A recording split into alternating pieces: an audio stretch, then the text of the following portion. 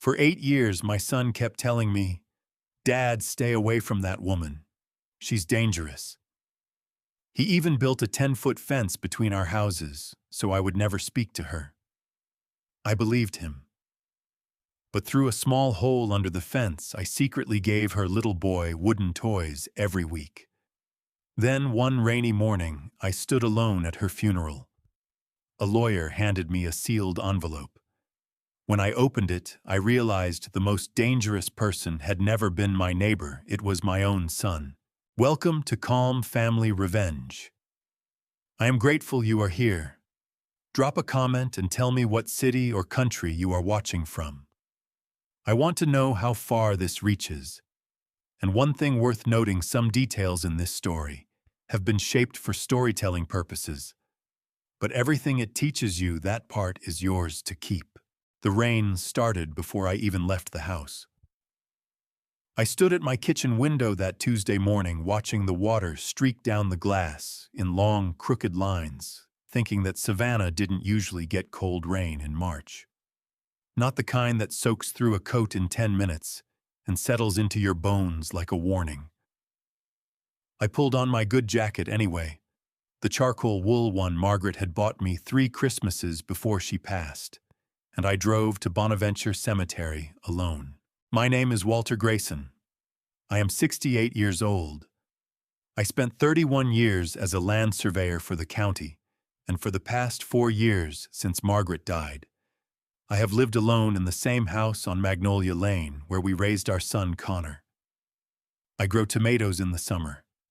I carve wood in the garage on Sunday afternoons. I am not by any measure a man who gets mixed up in things. But that Tuesday morning, I drove to the funeral of a woman I barely knew.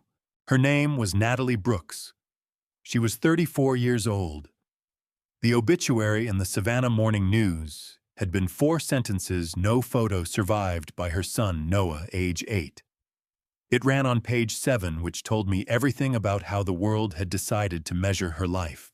The cemetery stretched in every direction. When I arrived, long rows of gray and white stone Spanish moss hanging from the live oaks in wet curtains, the kind of quiet that feels less like peace and more like an absence of everything that matters. The casket was already at the graveside, a plain oak box, no flowers, no canopy against the rain. I was the only person standing there. A woman was being lowered into the Georgia earth on a cold Tuesday morning, and not one single person had come to say goodbye except me, a man who had never spoken more than a handful of words to her in 9 years of living 30 feet apart. I stood with my hat in my hands, rain soaking through my shoulders, and tried to remember the last time I had seen her alive. A Sunday afternoon in October, I thought. She had been sitting on her porch steps with a book, dark hair in a loose knot, a cup of something hot steaming beside her. Tired in a way that had stopped being temporary and become just the shape of her life.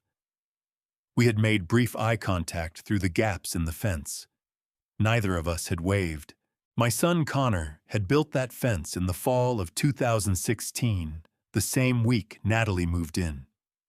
10 feet of solid pine planks running the entire length of the property line. By the time the last nail was driven, the neighboring yard had ceased to exist as far as anyone on my side was concerned. I had asked Connor about it that evening while he loaded tools into his truck. "Security," he said, not looking at me. "Security from what? Or from her?" He jerked his chin toward the fence. "She followed Sarah here. Grocery store, the gym. Sarah's scared." "That woman moved in next door, Connor. That's not following someone. That's just living somewhere." He looked at me then, and something in his eyes was harder than I expected. "Just trust me, okay? Stay away from her. She's not right." I had trusted him. He was my son. I had spent 64 years believing that blood meant something, that the people you raised were the people you knew. Standing at that graveside in the rain, I understood for the first time how badly a man can be wrong about something he has spent his whole life certain of. I said a prayer. I don't know if it was the right one.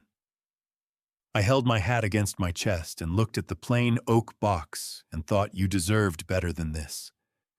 Whoever you were, you deserved better than an empty cemetery and a man who didn't even know your middle name. I was turning to leave when I heard footsteps on the wet gravel. Mr. Grayson, a woman in her mid-40s, stood 2 feet away. Navy blazer, cream blouse, brown leather bag hair pulled back tight.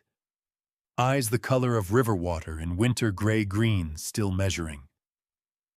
She held a large manila envelope slightly damp at the corners.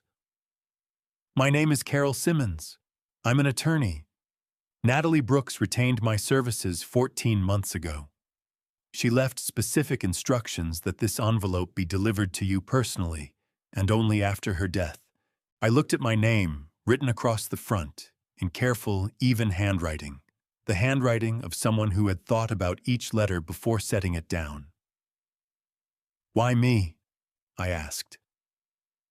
Carol Simmons looked at me with careful sorrow, the expression of someone who knows the answer but understands it is going to cost the person asking something significant.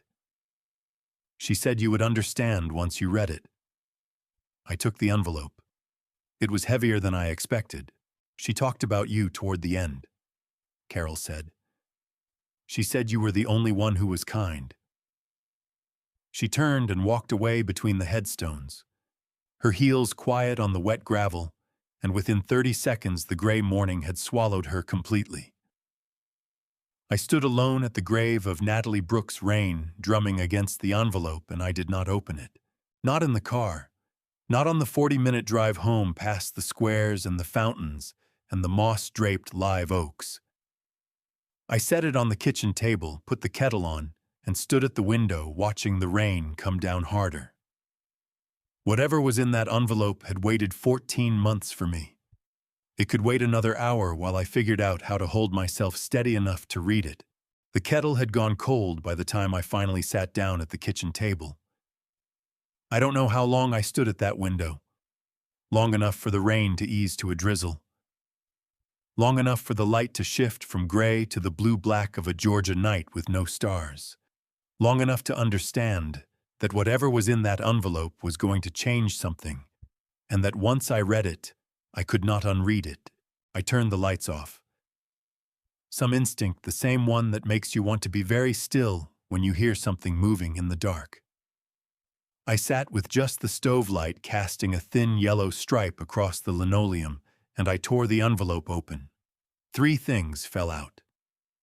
A letter, 6 pages both sides in the same careful handwriting as my name on the envelope, a stack of documents bound with a binder clip, and a smaller sealed envelope marked in capital letters DNA Results.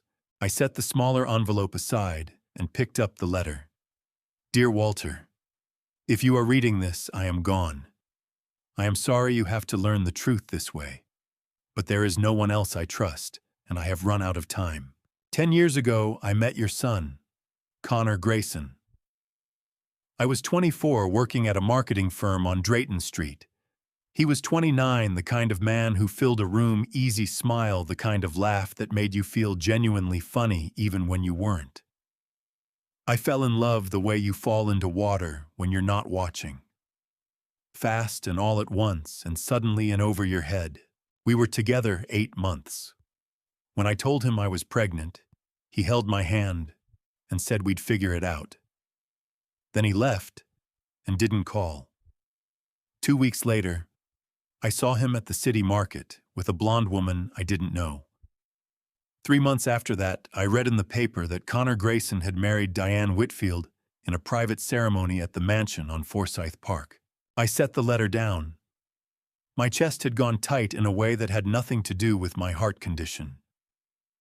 I pressed my hands flat against the table and breathed, then picked it back up.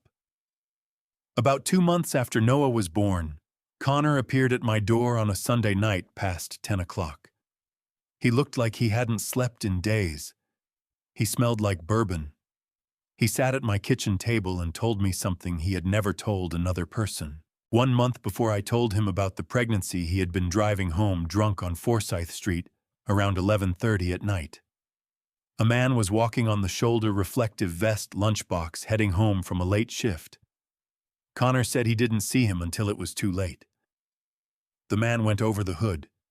He heard the impact. The man landed and didn't move. Connor drove away. The next morning, he took his car to a private garage on the west side, paid cash, and had the front bumper replaced and the headlight fixed. Walter, your son, struck a human being with his car and left him to die because he was afraid of what stopping would cost him. The man died. I found the article 2 years later when I finally made myself look. Thomas Kowalski, 43 years old electrician, survived by his wife and 3 children. The case was never solved. Connor made it clear that night, not with threats, but with the coldness of someone who has already decided that I was to say nothing. He had a wife, a career. Destroying his life would not bring that man back. He never came back after that night. I raised Noah alone for 8 years. 2 jobs: mornings at the Colonial Diner on Broughton Street, evenings housekeeping at the Hyatt on Bay Street. I was tired every single day. But I could not stop thinking about Thomas Kowalski's family. And I could not stop believing Noah deserved to know his father, even if his father had chosen not to know him. So 2 years ago, I bought the house on Magnolia Lane. Connor and Diane built a fence the week I moved in. What followed was 11 legal complaints over 9 years. Property lines noise a tree branch. $11,400 in legal fees. Diane screaming at me in the Publix parking lot in front of Noah. She appeared at my door twice and said quietly that if I didn't leave, I would regret it.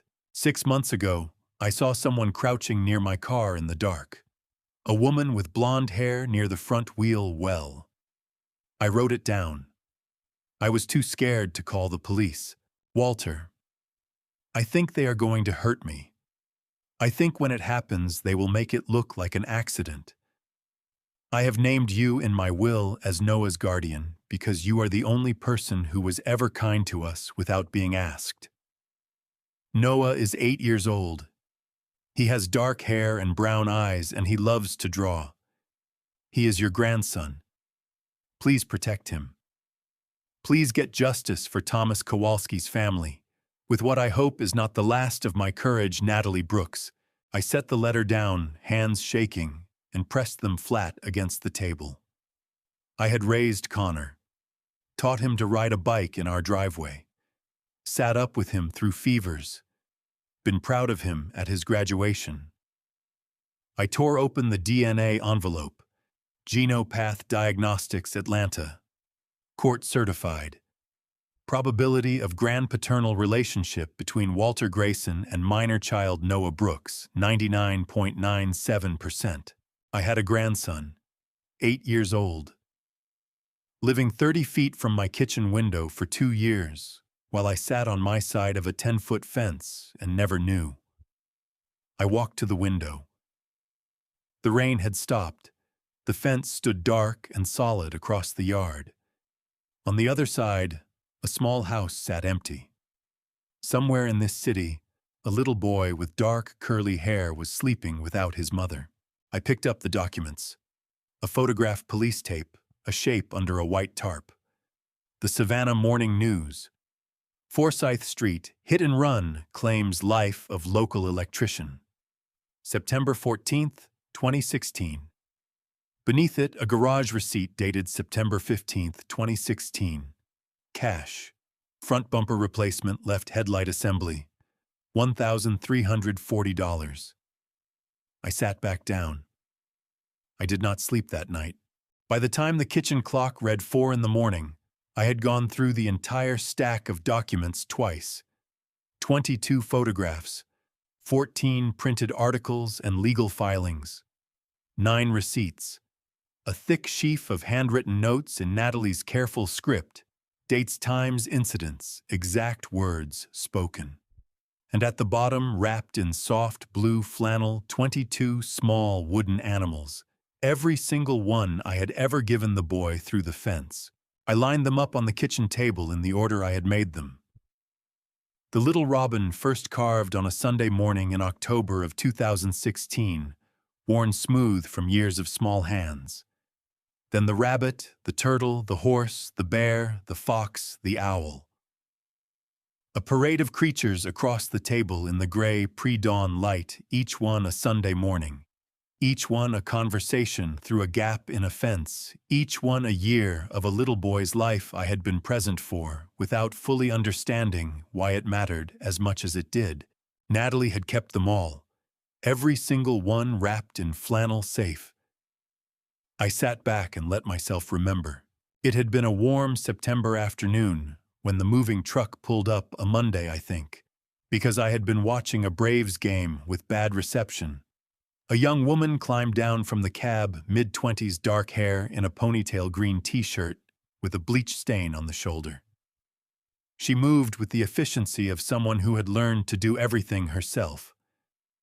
Behind her, a toddler wobbled down from the truck with both arms out for balance. New neighbors, I thought. I went back inside to watch the Braves lose. The next morning, I woke to hammering. By the time the sun went down, the neighboring yard had disappeared behind 10 feet of solid pine planks. That evening, I found Connor loading tools into his truck. "What's all this?" I asked. "Security." "Connor, the woman just moved in." "She didn't just move in." He straightened and looked at me with a tightness around his eyes I didn't have a name for. "She followed Sarah here, Dad. Grocery store, the gym, parked outside Sarah's office. Sarah's scared." "Have you talked to the police?" "We're handling it. Just stay away from her. She's not what she looks like." I looked at the fence, 10 feet of solid wood, a wall that was a statement as much as a structure, and I felt uneasy in a way I couldn't articulate. But Connor was my son. So I said all right, and I went inside and I trusted him. I trusted him for 9 years. 3 months after the fence went up on a gray November morning, I found a gap at the base. The bottom plank had dried and contracted, leaving a hole about the size of a dinner plate. I crouched down and looked through out of nothing more than idle curiosity. On the other side, a small child sat alone in the yard. About a year-old, red jacket, dark curls, dragging a stick through the dirt. He looked up and saw me and started to cry. "Hey," I said, reaching one hand through. "Hey, it's okay, buddy." I reached into my jacket pocket and found the small wooden robin I had finished the night before, 3 inches long, wings slightly spread. I held it through the gap. The crying stopped. The boy took the bird, turned it over, looked at me and smiled. Who are you?" A woman's voice, sharp. She was across the yard in 4 steps, the same woman from the moving truck, her face tight with alarm, scooping the boy up hard against her chest. "Walter Grayson. I live next door. He was crying. I just wanted to help." She looked at the bird in her son's hands. He was turning it over and over, completely absorbed, and something in her face softened against her will. She sat down in the grass right where she stood. "I'm Natalie," she said, "and this is Noah." He looked up from the bird and grinned at me, wide, gap-toothed, completely unguarded, and something shifted in my chest that I did not examine too closely. After that morning, I came back. 2 or 3 times a week, settling by the fence gap with whatever I was carving. Noah was always there. Within a few visits, he was waiting. I brought him animals: rabbit, turtle, horse, bear. He loved each one with the ferocity of a child receiving something made specifically for him. He would hold each new carving up to the light and study it with dark, serious eyes and tell me with complete honesty what was wrong with it. When he got old enough to sit still, I started reading to him, through the gap, Connor's old picture books from a box I had been meaning to give to Goodwill for 20 years. Natalie would bring 2 mugs of coffee, pass one through the gap, and we would sit on opposite sides of the fence and talk while Noah played. She told me about her jobs: the diner in the mornings, the hotel in the evenings. She was tired in a way she could no longer remember not being. She never mentioned Noah's father, and I never asked. "It's just the two of us," she said one warm spring evening when Noah had fallen asleep in the grass nearby, still holding the wooden fox.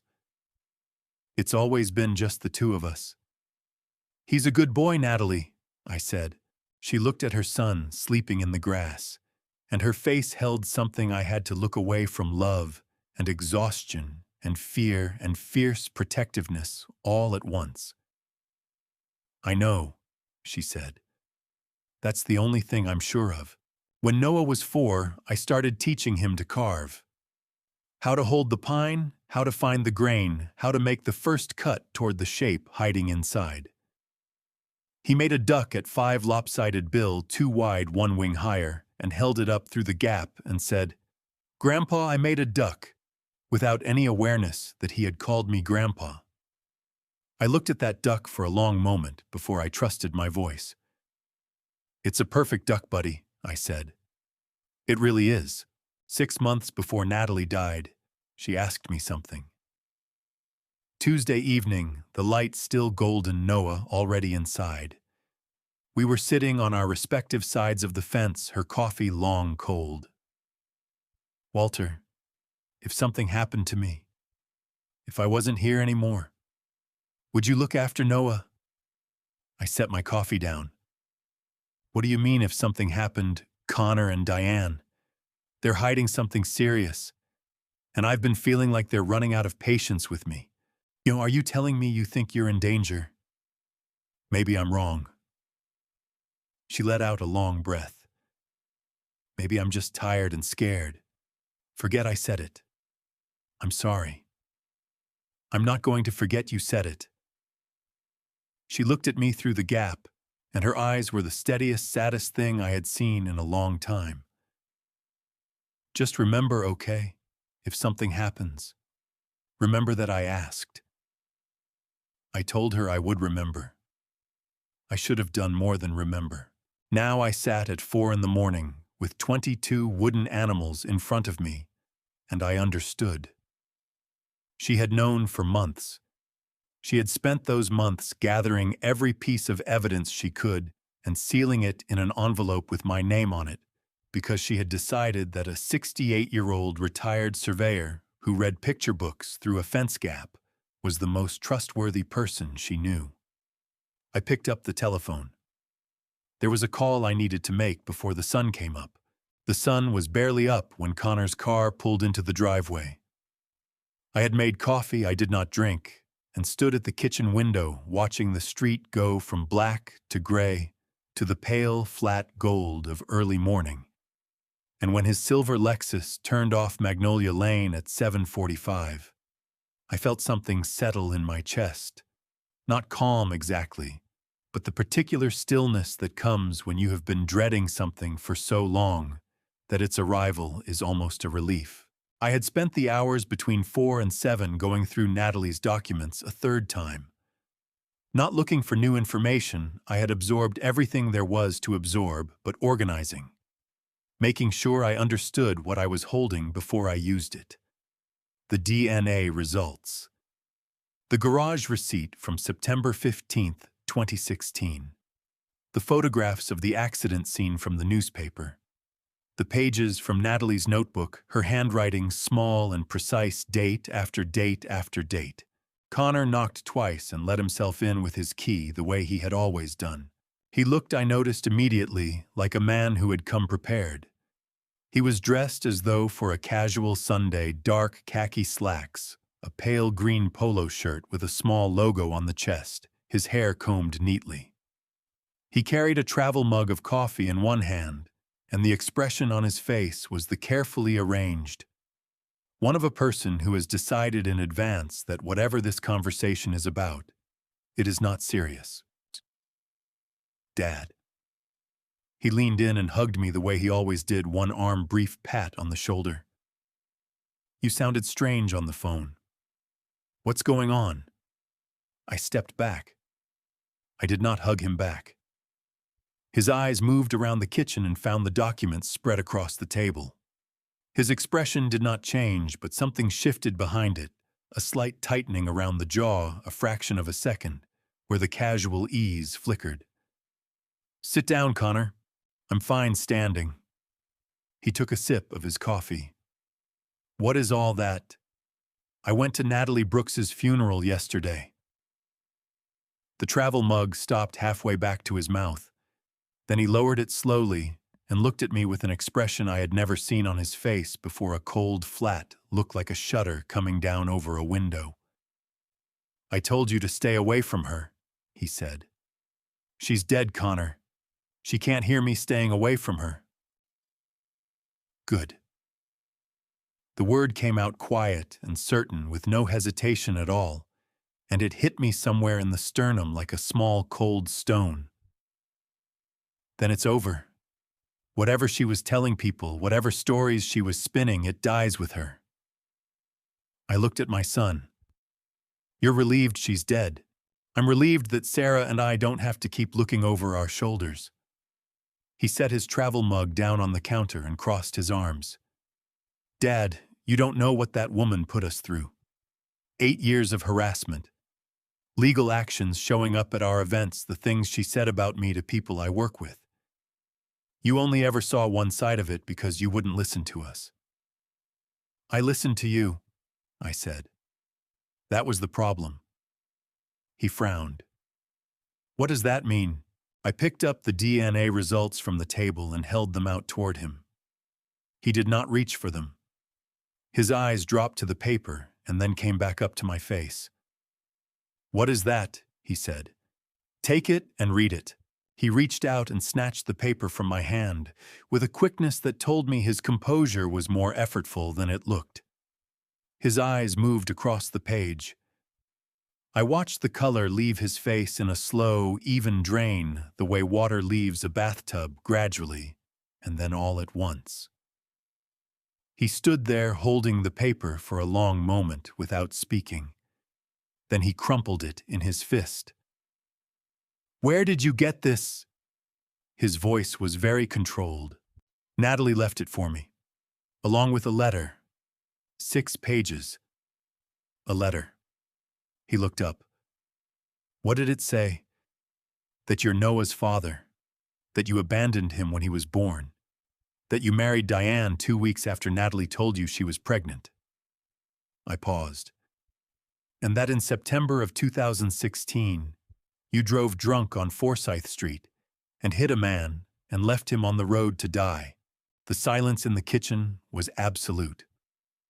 Outside, a mockingbird started up in the oak tree in the backyard, loud and cheerful, and entirely indifferent to what was happening inside. Connor's jaw worked. A muscle jumped in his cheek. Then he shook his head, slow and deliberate, the way a man shakes his head when he has decided his position in advance of the argument. She lied, he said. About which part? All of it. He threw the crumpled paper onto the kitchen floor. That test can be manipulated, Dad. You can buy fake DNA results online. She was obsessed with me. She was delusional. Whatever is in that letter is a fantasy she constructed to destroy me. I bent down and picked the paper up off the floor and smoothed it against my leg. It's from Genopath Diagnostics in Atlanta, I said. Court certified. You can't fake a court-certified test, Connor. I don't care where it's from. His voice rose, and I noticed his hands had come uncrossed and were now at his sides, slightly tensed. She was a stalker. She spent 8 years trying to tear apart my marriage and my career, and now she's trying to do it from beyond the grave, and you're letting her. What happened on Forsyth Street? I asked. He went very still. September 2016. I said. There was a man walking home from a late shift, an electrician. His name was Thomas Kowalski. He was 43 years old, and he had 3 kids. I watched Connor's face. His wife has been waiting 9 years to find out who was driving that car. I don't know what you're talking about. Each word was placed down like a brick. Connor. I took a step toward him. I'm your father. I have loved you your entire life. I am asking you right now to tell me the truth. Not for the police, not for anyone else. Just tell me what happened. Something moved across his face, a flash of something real, something that might have been shame or grief or the ghost of the boy I used to know. It lasted less than 2 seconds. Then it was gone. I am telling you the truth, he said, and his voice was cold in a way I had not heard from him before. That woman lied about everything. The test is fake. The letter is lies. And you standing here believing a dead stranger over your own son tells me everything I need to know about where your loyalties are. My loyalties are to the truth, I said. Then you're a fool.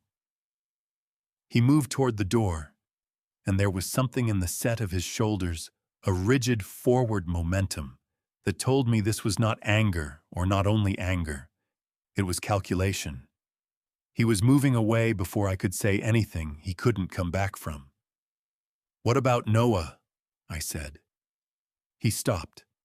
His hand was on the door handle. He did not turn around. That little boy is 8 years old, I said. He lost his mother 3 days ago. He's your son, Connor. He's sitting in a foster placement somewhere in this city, and he has no one. Connor's hand tightened on the door handle. The knuckles went white. I don't have a son, he said. He opened the door and walked out. I stood in the kitchen and listened to his footsteps on the porch on the steps across the gravel driveway. I listened to the Lexus door open and close the engine turn over the tires on the street. I listened until the sound was gone. Then I stood very still for a long time in the kitchen where I had made his lunches and helped him with his homework, and taught him what I believed were the things that mattered. I don't have a son. I had heard people say things in anger that they did not mean. I had heard people say true things in anger that they wished they hadn't. What I had never heard before, what I understood now I was hearing for the first time, was a man saying a true thing in anger and meaning every word of it and feeling nothing. That evening I did something I had not thought about, but found myself doing anyway. I went to the medicine cabinet in the bathroom and took out my pill bottle, the one with my heart medication. The small white tablets I had been taking for 5 years, one every night before bed, as prescribed by my cardiologist at Savannah Memorial. I shook one out into my palm and looked at it. It looked the same as it always did. I thought about Connor's visit. I thought about the 5 minutes he had spent in the bathroom while I was in the kitchen making coffee because he had said he needed to use the facilities, and I had said, of course, help yourself, the way you say that to your own son without thinking. I thought about it for a long moment. Then I told myself I was being paranoid. I swallowed the pill. I put the bottle back in the cabinet. I went to bed. I have thought about that moment many times since. About the choice I made to dismiss the thought as paranoia rather than take it seriously. About how a man can look at evidence and choose not to see it, not because he is stupid, but because the alternative, the thing the evidence is pointing toward, is something his mind is not yet willing to hold. I went to sleep. I did not yet know what that pill was going to do to me. 3 days after Connor walked out of my kitchen, I got in my car and nearly died. I want to be precise about that, because I have found that people who have not almost died tend to imagine it as something dramatic, a sudden blackout, a cinematic fade to black, a clean before and after. What it actually felt like was much slower and much stranger than that. It felt like the world deciding incrementally that it was done with me. It started on the way down Abercorn Street. I had woken early around 6 with the particular restlessness that had been my constant companion since the night I opened Natalie's envelope. I had an appointment at the Child Protective Services office on Eisenhower Drive. At 9, I had called 2 days earlier, identified myself as Noah's grandfather, and been connected with a caseworker named Ms. Angela Foster, who had been cautious but not unkind, and had agreed to a supervised visit that Friday. I had also left a message that same morning for Carol Simmons, asking if she could refer me to a family court attorney. I dressed carefully. I made oatmeal I could not eat. I poured the oatmeal down the drain, poured myself a cup of coffee, and drank half of it standing at the kitchen counter before deciding that I needed to move, that sitting still in this house was becoming a particular kind of torture. I got in the car at 8:15. The tightness started somewhere around the intersection of Abercorn and Duren, a pressure in the center of my chest, the kind I associated with stress and heartburn and getting older. I told myself it was stress. I told myself to breathe. I adjusted my grip on the steering wheel and kept driving. By the time I reached the traffic light at Victory Drive, the tightness had spread. It moved outward from the center of my chest, like something expanding, pressing against my ribs, climbing into my left shoulder. My fingers went strange, not numb exactly, but distant, as if they belonged to someone else's hands, and I was only borrowing them. I pressed the accelerator. I told myself 3 more miles. I made it 1. At the corner of Abercorn and Wheaton, my vision contracted. The edges of the road went soft. The pressure in my chest stopped feeling like pressure and started feeling like a weight, like something enormous had settled onto my sternum and was leaning down. I could not draw a full breath. The traffic light ahead of me turned green, and I could not tell if my foot was on the gas or the brake. I yanked the wheel to the right. I do not remember the curb.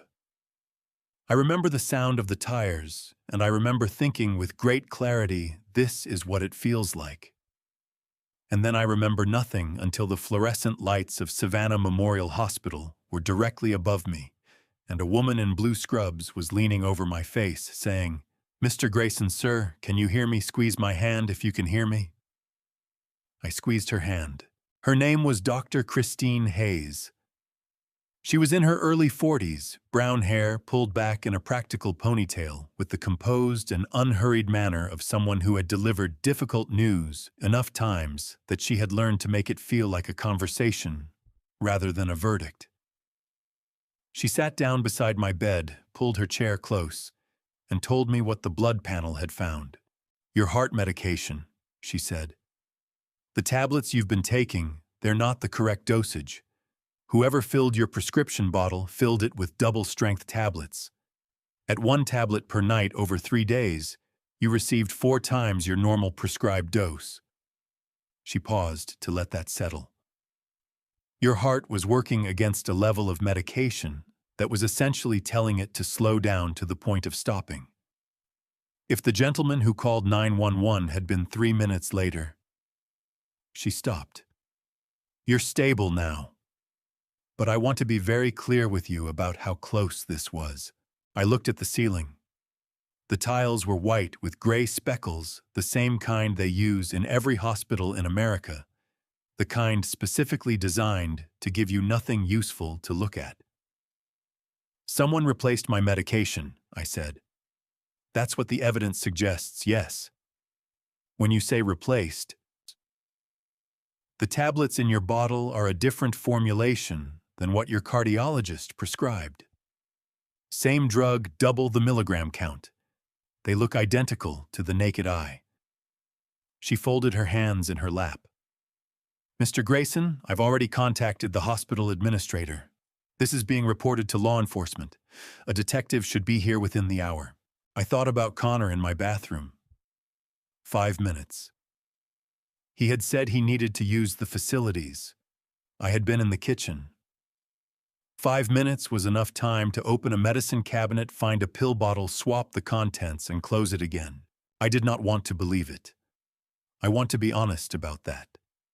I sat in that hospital bed, with my left arm connected to 3 different monitors and my chest still aching, and I did not want to believe that my son had stood in my bathroom and replaced my heart medication with the intention of killing me slowly and cleanly in a way that would look like nothing more than an old man's heart giving out. But I had spent 3 days looking at what Connor was capable of. I had spent 3 days reading Natalie's documents, and the thought, once it arrived, would not be reasoned away. The detective arrived at 11:15. He knocked on the open door of my room and stepped inside, and my first impression of him was of a man who had learned to take up exactly as much space as he needed and no more. He was in his late 30s, compact build, dark hair cut close, wearing a brown sport coat over a blue shirt, a striped tie in navy and green loosened at the collar. He moved like someone whose body had learned to be quiet in rooms where other people were distressed. He held out his hand. "Mr. Grayson, I'm Detective Ray Kowalski, Savannah PD. I'm sorry about what you've been through. Dr. Hayes briefed me on your condition." He pulled a chair over and sat down, taking a small notebook from his inside pocket. "If you're up for it, I'd like you to tell me everything. From the beginning. Take your time." His voice was even and unhurried, the kind of voice that made you feel like whatever you had to say, he had time to hear it. So I told him. I told him about the funeral, about the envelope, about the letter. I told him about the DNA test, and Noah, and the 9 years of offense, and the 22 wooden animals. I told him about the documents, the garage receipt from September 2016, the photographs of the Forsyth Street accident scene, Natalie's notebook with its careful record of every threat and lawsuit and encounter. I told him about the confrontation with Connor, about the 5 minutes Connor had spent in my bathroom, about the conversation I had been too afraid to follow through on. Kowalski wrote steadily the entire time. He did not interrupt. He did not react visibly to any of it, which I appreciated. I was not in a condition to manage anyone else's emotions on top of my own. When I got to the accident on Forsyth Street, when I said the name Thomas Kowalski, the detective's pen slowed for just a fraction of a second. I would not have noticed if I had not been watching his face carefully, the way you watch the face of the only other person in a room when you are not sure of the room. Something moved behind his eyes, something quick and controlled and deliberate. "She warned me," I said. "Natalie. 6 months before she died, she told me they were hiding something terrible. 2 weeks later, she was dead." Kowalski looked up from his notebook. "You believe her death was not accidental?" "Her brakes were cut," I said. "There's a forensic report in the documents she left me. A mechanic inspected the car after the accident. The brake line had been severed cleanly. Not wear, not corrosion. A clean cut." Kowalski set his pen down on the notebook. He looked at me steadily for a moment. "Mr. Grayson, I want to be straight with you. What you're describing, if it holds up, is a case that goes back nearly a decade. We're talking about vehicular homicide evidence tampering conspiracy and 2 separate counts of attempted murder." "I know what I'm describing," I said. He picked his pen back up. "I'm going to start this investigation today.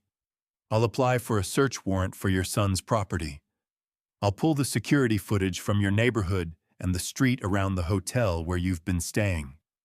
And I'll contact the family of the man who was killed on Forsyth Street." He paused.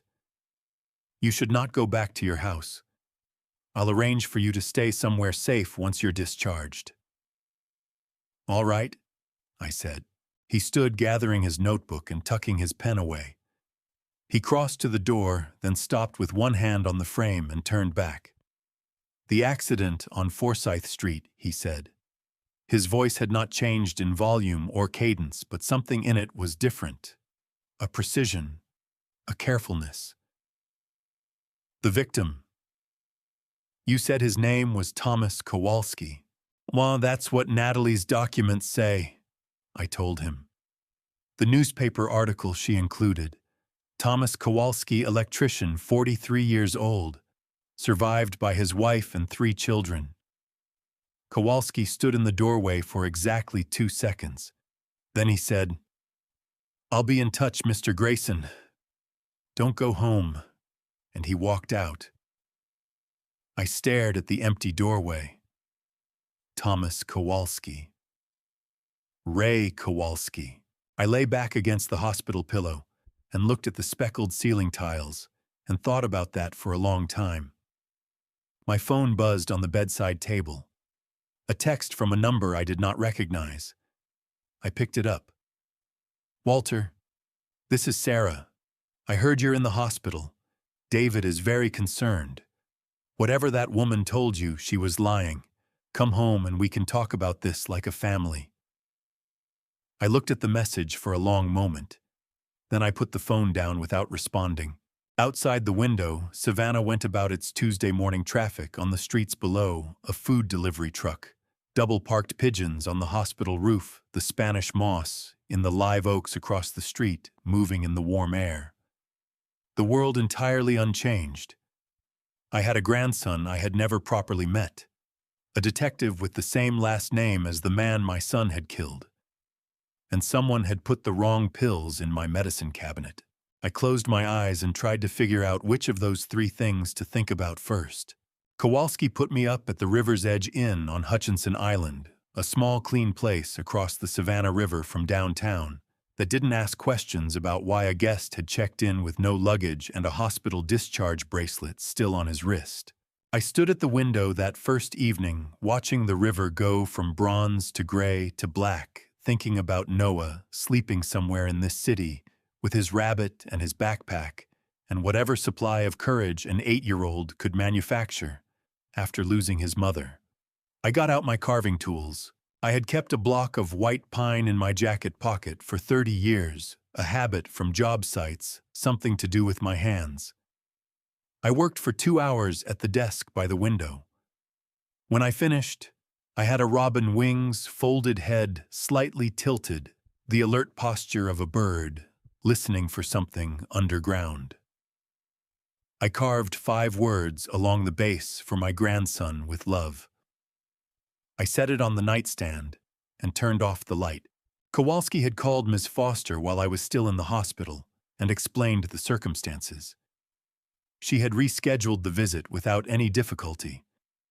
The CPS office on Eisenhower Drive was a low brick building with a parking lot full of practical sedans and a lobby that smelled like industrial coffee and artificial lemon. Chairs in tired yellow, a bin of well-used toys, a poster of a smiling family that struck me as either optimistic or cruel, depending on how you looked at it. I sat with the robin in my jacket pocket and tried to remember any of the things I had planned to say.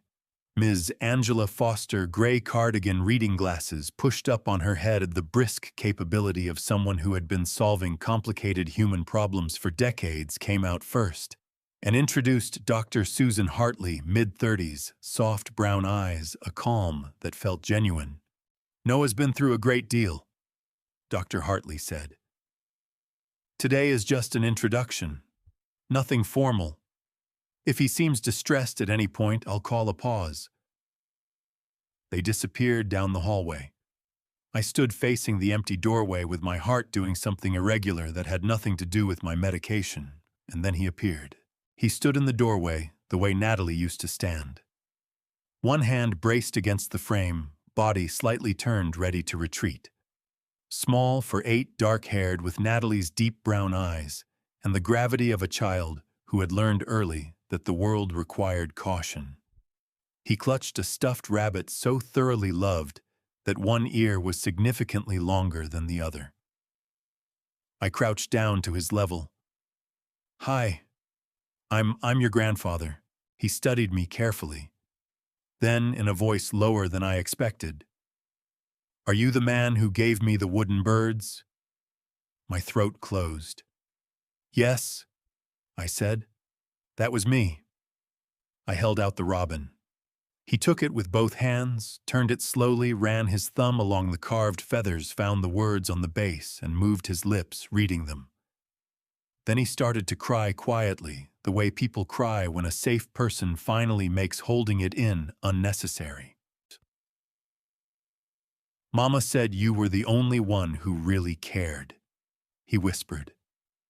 I pulled him toward me, and he came without hesitation, tucking his face against my shoulder, one hand on the bird, the other fisting in my jacket. He was so small. I had watched him grow for 8 years through a gap in a fence, and had somehow not understood until this moment how small 8 years old actually was. "I'm here now," I said into his hair. "I'm here and I am not going anywhere." After a while, he pulled back and wiped his face on his sleeve, a blue sweatshirt with a cartoon rocket ship with a practicality that reminded me of Natalie. "The bad man and the angry lady," he said quietly. "Mama's neighbors. Do you know them?" "I know who they are," I said carefully. "The angry lady had yellow hair. She came to our house once and yelled at Mama. I hid in my room." He turned the robin over. "She came back another time. At night. I heard a noise and looked out my window. She was by Mama's car, bending down near the front wheel. She had something in her hand." Dr. Hartley leaned forward. "Noah, could you draw what you saw?" "Will it help?" "It will help a great deal," I said. He sat cross-legged on the floor and drew with the focused concentration I had watched through the fence gap for years. The house, the car in the driveway. In the lower corner, a woman with long yellow hair crouching near the front left wheel arm extended something small and dark in her hand. He looked up. "Is that okay?" I looked at what this 8-year-old boy had just placed in my hands, an eyewitness account in crayon, drawn with the uncomplicated honesty of a child who had been told his whole life to tell the truth. "It's perfect, buddy," I said. "Absolutely perfect." Kowalski studied the drawing and said quietly, "We'll use this." Before we left, Noah ran back and returned with a canvas duffel bag. He unzipped it and lifted out a bundle wrapped in soft blue flannel, the same flannel Natalie had used in the documents she left me. He unfolded it on the floor. 22 wooden animals in careful rows. "Mama kept them safe," he said. "She said if anything happened to her, you would protect me." His eyes, Natalie's eyes, asked something too careful to put into words. "She was right, wasn't she?" "Yes," I said. "She was right." He hugged me full, and certain this time, both arms around my neck, the rabbit pressed between us. In the parking lot, Kowalski showed me security footage on his phone. Connor's Lexus parked in front of Natalie's house, timestamp 11:47 p.m., 2 nights before her accident. 22 minutes. "And we're building the case," he said. He put his phone away. "There's someone who wants to speak with you.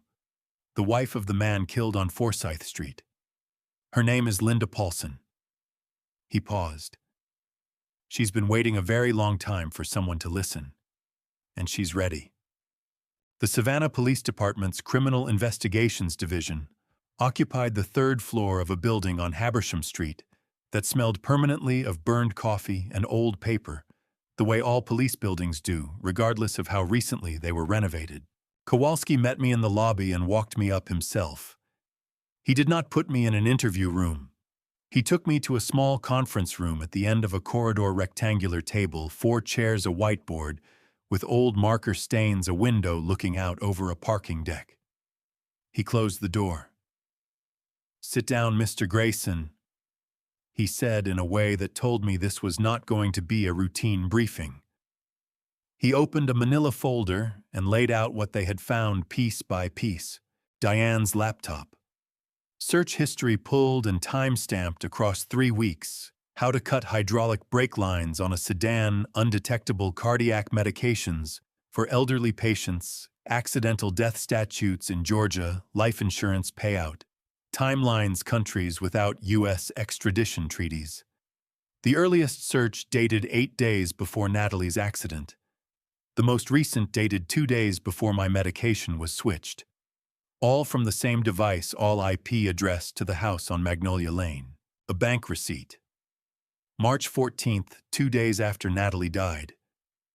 Diane withdrew $18,500 cash from a joint account. No memo. No corresponding deposit anywhere. 2 passports and a printed travel itinerary. Found in a suitcase under the bed when Connor voluntarily allowed a preliminary walkthrough that morning, a decision Kowalski said he expected Connor now regretted. 2 tickets to Costa Rica. Departure date 4 days from now. They were going to run, I said. Yes. Kowalski gathered the documents back into the folder. We have enough for a full warrant. Filing this afternoon. We execute tomorrow at 6. He set the folder aside and folded his hands on the table. He did not speak for a moment. In my experience, detectives do not pause. Kowalski was pausing deliberately, and I understood that whatever came next was something he had decided to say, rather than something the job required. There's something I need to tell you, he said. Before tomorrow. Before any of this goes further. I reported it to my supervisor this morning and was cleared to continue. But you deserve to hear it from me directly.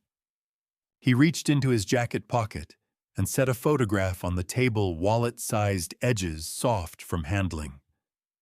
A man in his early 40s grinning at a cookout, holding something cold, dark hair going gray at the temples. Eyes that were precisely, unmistakably the same as the eyes of the man sitting across from me. He was my father, Kowalski said.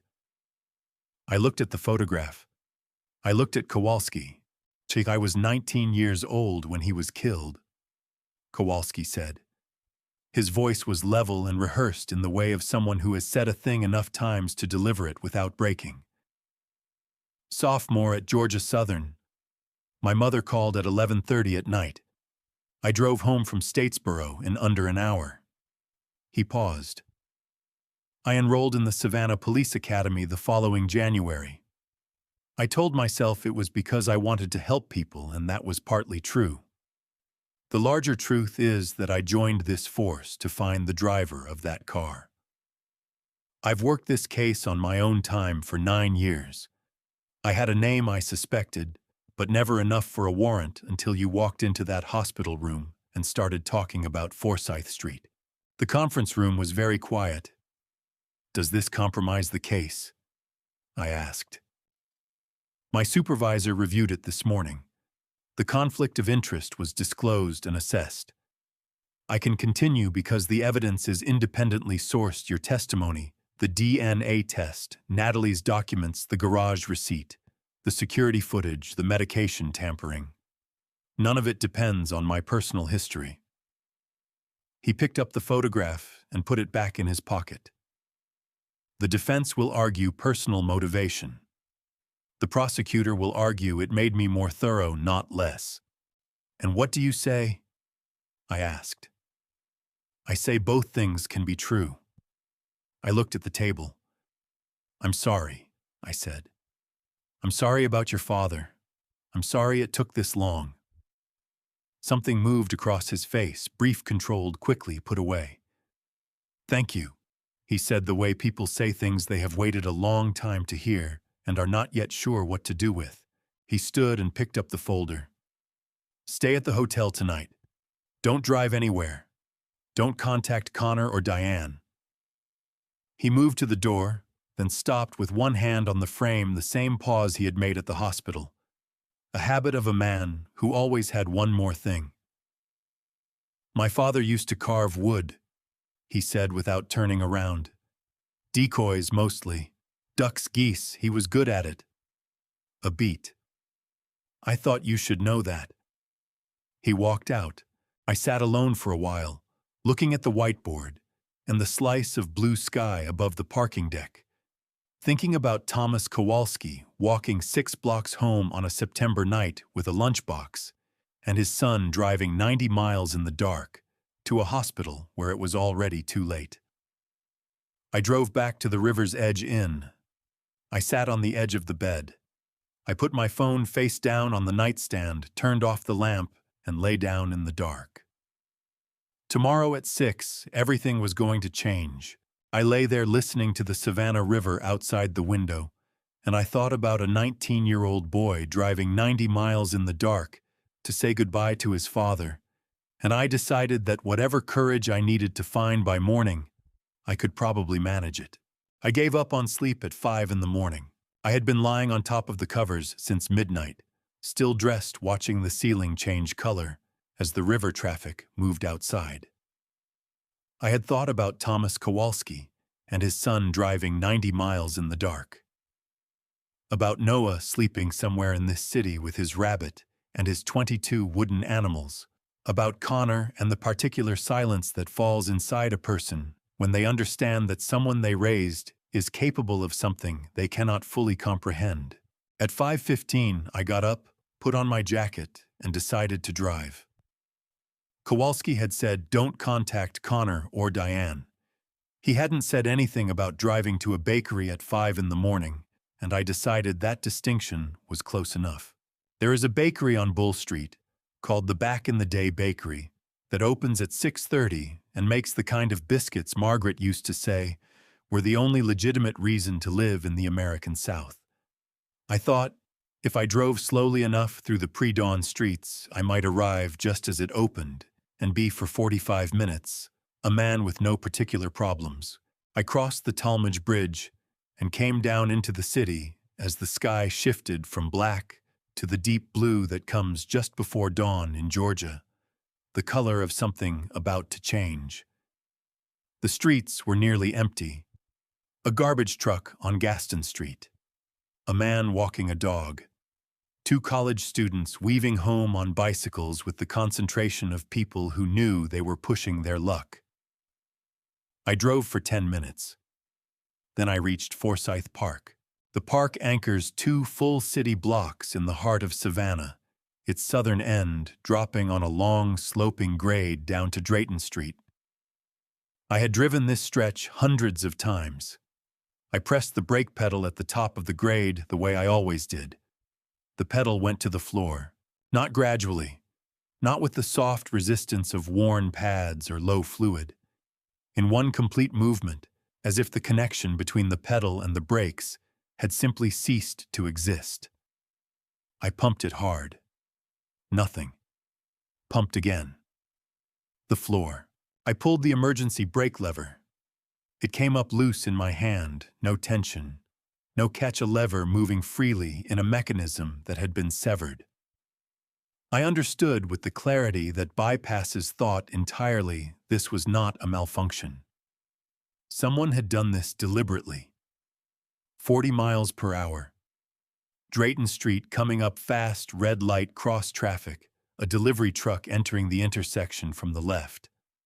4 seconds. I yanked the wheel hard to the right. The front right corner hit the raised concrete median at an angle, sending the car into a sideways skid. The tires screamed. The airbag detonated into my face like a wall.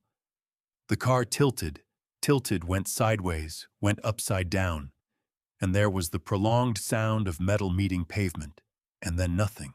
I was conscious when the paramedics arrived. I remember the smell of deployed airbag chemical, sharp like burned plastic, and the cold of the pavement against my cheek, and a man's voice saying, "Sir, don't move, we've got you." I thought about Noah's drawing, the woman with yellow hair crouching by the front wheel with something in her hand. Same method. Then the paramedics moved me, and I stopped thinking. I woke at Savannah Memorial for the second time in 2 weeks. 3 cracked ribs, fractured wrist, facial abrasion, mild concussion. A nurse named Patricia told me I had been unconscious for 11 hours and that I was an extremely lucky man. Someone had seen the crash and called 911 immediately. A few minutes later, she did not finish the sentence. 3 missed calls from Kowalski. I called back. He answered on the first ring. Mr. Grayson, thank God. What happened? But my brakes, I said. Someone cut my brakes. I know. A pause. We'll talk about that. But first check your phone. I'm sending you something. It happened this morning while you were in surgery. A video file appeared. I tapped it. Body camera footage. Timestamp 6:03 a.m. Pre-dawn darkness on a residential street I recognized immediately, Magnolia Lane. Savannah Police Department. Search warrant. Open the door. 3 seconds of silence. Then the door came in. Officers moved fast through the living room. And then my son. Connor stood in gray pajama pants and a white undershirt. Both arms raised, his face drained of color, as if the blood had simply decided to leave. His mouth was open. 2 officers moved him against the wall. I watched the cuffs close around his wrists. From the hallway, Diane appeared in a dark red bathrobe, blonde hair loose, and she was screaming. I could tell from the shape of her mouth, even without sound, screaming with fury rather than fear, the screaming of someone who cannot believe that the thing they were certain would never happen has happened. They took her down efficiently. She did not stop screaming. Connor went into one patrol car, Diane into another. The doors closed. They pulled away in different directions. The footage ended.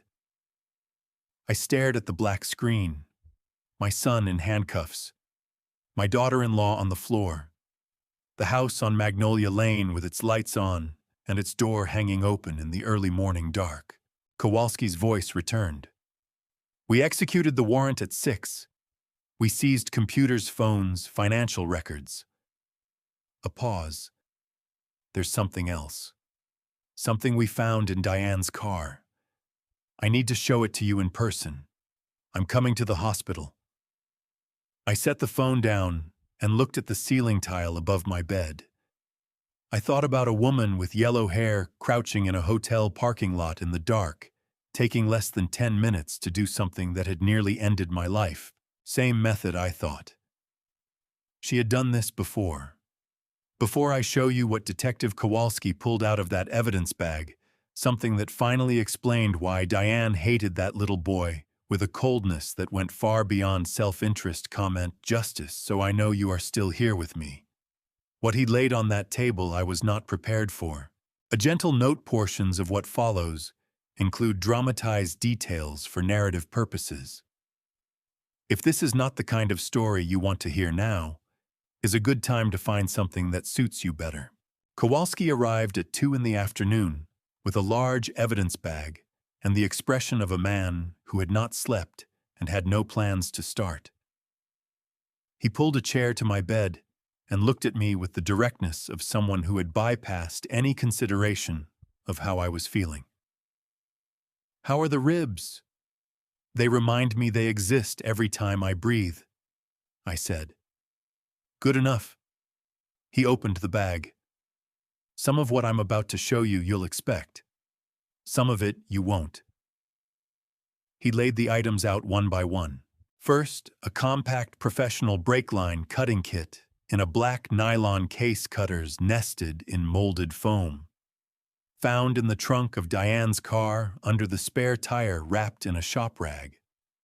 Second, black nitrile gloves in a sealed evidence bag, dark staining at the fingertips consistent with brake fluid. Third, a receipt from an automotive parts store on Skidaway Road, dated March 9th. $285 cash. Hydraulic brake line components and cutting attachments. No name, but the store had security cameras. Diane was on the footage at the register. Fourth, a burner phone, the disposable prepaid kind, purchased with cash registered to no one used when a person does not want their communications traced. 37 messages. Kowalski held the screen toward me. The contact in Diane's thread was an unlabeled number. The first message, March 8th, 11:47 at night, need the front job done tonight. Make it clean. 3,000 up front, 3 when it's done. Response 18 minutes later. Understood. Same car as discussed, Diane, yes. She parks on the left side, front axle. I set the phone down. My hand was not entirely steady. Kowalski scrolled to March 22nd, 10:17 in the evening. Diane, new job. Different target. Same method. 3,000 more. Hotel parking lot. Hutchinson Island River's Edge Inn. The response, the old man, Diane, yes. Do it tonight. The number belongs to Tammy Owens, Kowalski said. 33 trained mechanic lost her certification over a fraud charge 2 years ago. We arrested her yesterday. She confessed within the hour. Diane contacted her through a mutual acquaintance, paid 3,000 cash up front. Tammy cut Natalie's front brake line on the night of March 10th. She cut yours on the night of March 22nd in the River's Edge parking lot. He paused. She said it took her 8 minutes. 8 minutes. I had been lying in my room thinking about Noah's drawing and all the things still left to do, and 8 minutes below my window, someone was crouching under my car, intending to kill me. Tammy Owens is serving 10 years, Kowalski said. She has no reason to protect Diane. Her confession is consistent with the physical evidence. He reached into the bag again. 6 objects, roughly oval, soft, flesh-toned fabric with internal padding, graduated silicone and foam inserts used to simulate a pregnancy, arranged in ascending size from 3 months to full term. I looked at them without speaking. Found in the bottom drawer of Diane's dresser, wrapped in tissue paper in a shoebox, Kowalski said. We pulled her medical records under a criminal investigation warrant. HIP-AA, the federal medical privacy law, normally protects these, but a judge approved access given the circumstances. Diane has had no prenatal appointments in 3 years. No OB visits, no ultrasounds, no blood work. No record of any pregnancy. She was never pregnant, I said. No. But there is more. He looked at the inserts. Forensic team found older records from 2013 before she married Connor. Diane had a pregnancy with another man. The child was lost at 3 months. Connor had no knowledge of this. We confirmed it in his intake interview. I thought about the times I had seen Diane looking at Noah through the fence gap, not with contempt, as I had always assumed, but with something I had not had the vocabulary for until now.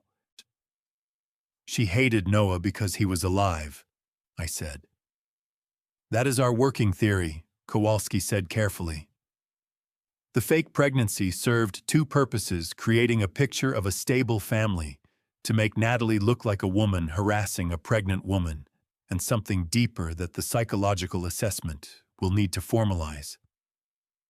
9 years of escalating harassment does not come from simple self-interest. There had to be something else driving it. My phone buzzed. Unknown number. Kowalski nodded. I answered. Connor's voice thin, strained.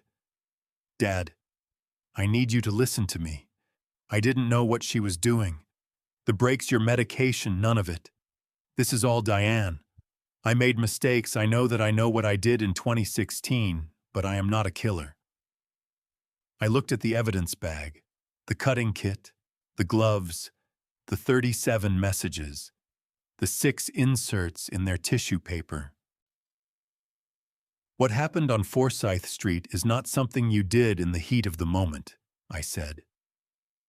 You went home. You slept. In the morning, you paid cash to fix your car and never told a single person except a woman you then spent 9 years terrorizing to keep her quiet. There is a family in this city that lost their father because of you and spent 9 years without an answer. What would you call that? Silence. I'm sorry, Connor said finally. Smaller now. Raw. I'm sorry for all of it. I know, I said. It's too late. I ended the call. Kowalski handed me a business card. My direct line, day or night. He picked up the evidence bag.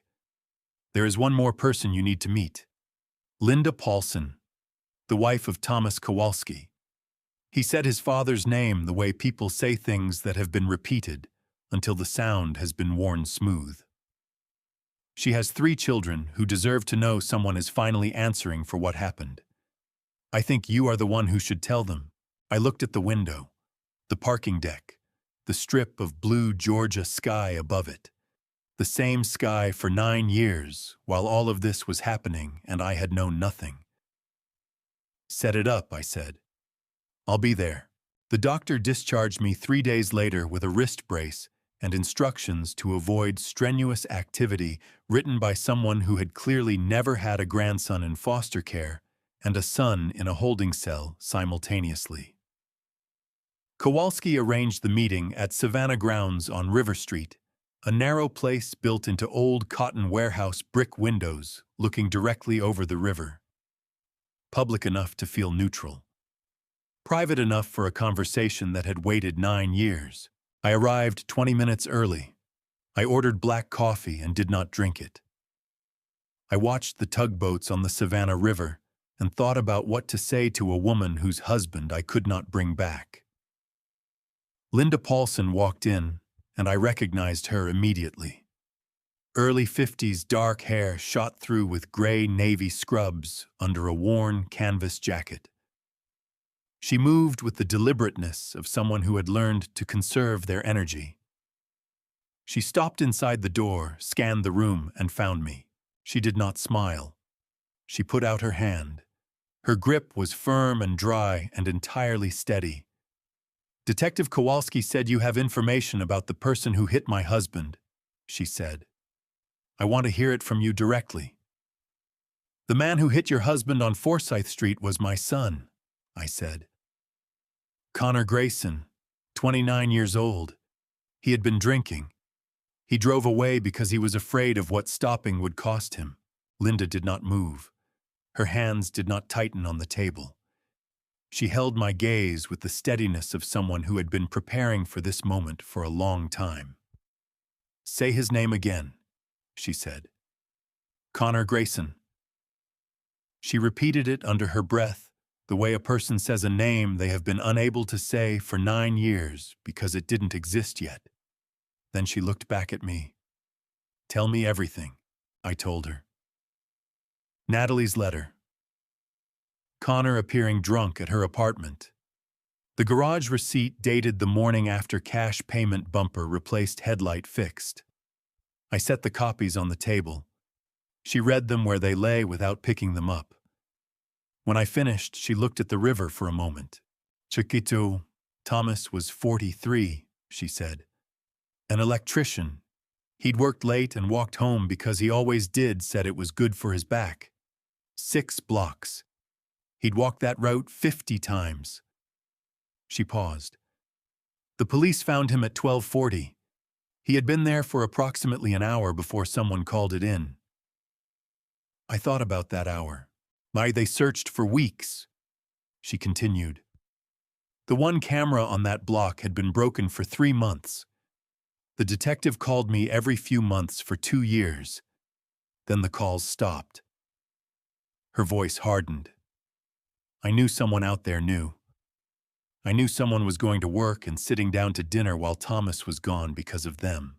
She described her children without looking away from me. Marcus, 18. When Thomas died, accepted to Georgia Tech for architecture, he never went. Worked a warehouse 60-hour weeks for 9 years. Priya, 16 nightmares for 2 years. A college breakdown, serious enough to require hospitalization. Better now, but divided before and after 2 different lives. And Darius, 9 years old when it happened, who last year asked Linda whether he would recognize his father on the street. She told him yes. Then she went to her bedroom and sat on the floor and cried for 40 minutes. I placed Natalie's full folder on the table. The letter, the garage receipt, the newspaper article.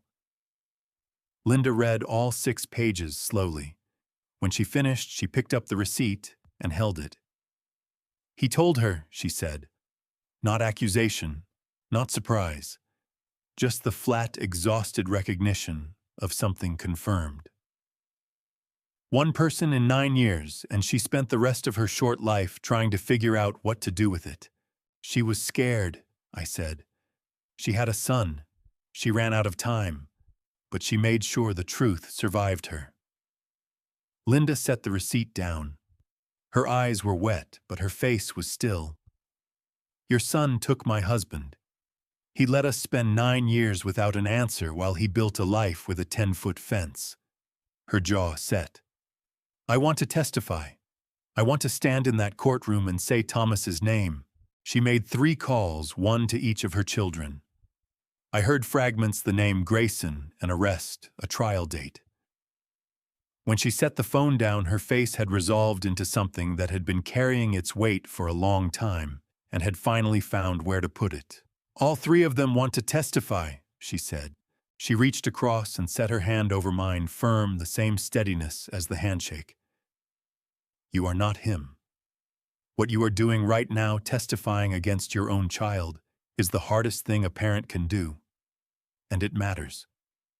To Marcus and Priya and Darius. To me. It should have happened 9 years ago, I said. A lot of things should have. But this is what we have. At the door, she paused.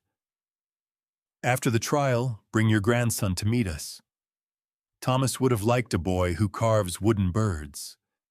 I think our families have been connected a long time without knowing it. She walked out into the savannah afternoon. I sat a while longer, looking at the coffee I had never drunk, and the river moving outside, and thinking about a man walking 6 blocks home on a September night, never knowing he was 6 blocks from everything stopping. My phone buzzed. Kowalski grand jury convened. Indictments expected by end of week. I put on my jacket and walked back to the hotel. I had been home for 3 days when the phone rang. Kowalski had given me the all-clear 48 hours after Connor and Diane were taken into custody. I had stood in the kitchen doorway that first evening and understood that it was the same room it had always been, and was not the same room at all. I moved the 22 wooden animals from the kitchen table to the mantel where I could see them from anywhere. I did not go near the medicine cabinet. Noah was still in the foster placement, but Ms. Foster had arranged daily visits. Each afternoon, I drove to the CPS facility and sat with him for 2 hours, picture books, carving lessons, and a running list of questions he saved up for me each morning. Whether robins could fly in the rain, whether wood got heavier or lighter when you carved it, whether his mama could see the things he made. I told him I was certain she could. The phone rang on a Tuesday morning in the garage. A woman's voice, crisp, controlled. My name is Claire Brooks. I'm Natalie's sister. I think we need to talk. She was at the door 40 minutes later. She looked like Natalie, same dark hair, same deep-set brown eyes, same angle of the jaw. But where Natalie had worn her exhaustion openly, Claire kept hers hidden under a polished surface. Black blazer, charcoal turtleneck heels that sent a message. She carried a briefcase. She shook my hand, at the door came inside, and her eyes stopped briefly on the wooden animals lined up on the mantel before she looked away. I'll be direct, she said, sitting. Please, I said. I haven't spoken to Natalie in 10 years. She said it the way a doctor states a diagnosis. When she told me she was keeping the pregnancy, I told her she was making a mistake. She stopped returning my calls. I eventually stopped making them. I am not presenting this as a sympathetic story. I behaved badly, and I gave up when I should have kept trying. She opened her briefcase and showed me photographs on her phone. A San Francisco Victorian with bay windows, a bright kitchen, a backyard play structure, a child's bedroom with bookshelves. 5 bedrooms, top-rated school district. My husband is a software engineer. I earn $295,000 a year. We have been trying to have children for 3 years without success. She looked at me directly. Noah is my nephew. He is the only living connection I have to my sister. Natalie named me in her will, I said. She wrote that will when she was frightened and isolated. She chose you because you were there, but I am here now and I have resources you don't. She wasn't desperate when she wrote that will, I said. She was clear-eyed. She had spent 8 years watching how people behave when things get hard, and she made a decision based on exactly that. I looked at her. She knew who had been there. She also knew who hadn't. Something moved across Claire's face. Not anger, but pain she was working hard not to show. "You're right," she said. "I have to sit with that for the rest of my life. But Noah doesn't have to sit with the consequences of my failure. You can't fix Natalie being gone," I said. "What you can do is be his aunt. Come to his school plays. Be someone he can call when he's older with questions about his mother that I won't be able to answer the way you could. But you are not going to raise him. His mother trusted me to do that, and I gave her my word, and in 68 years, I have not broken my word to a person who was counting on me."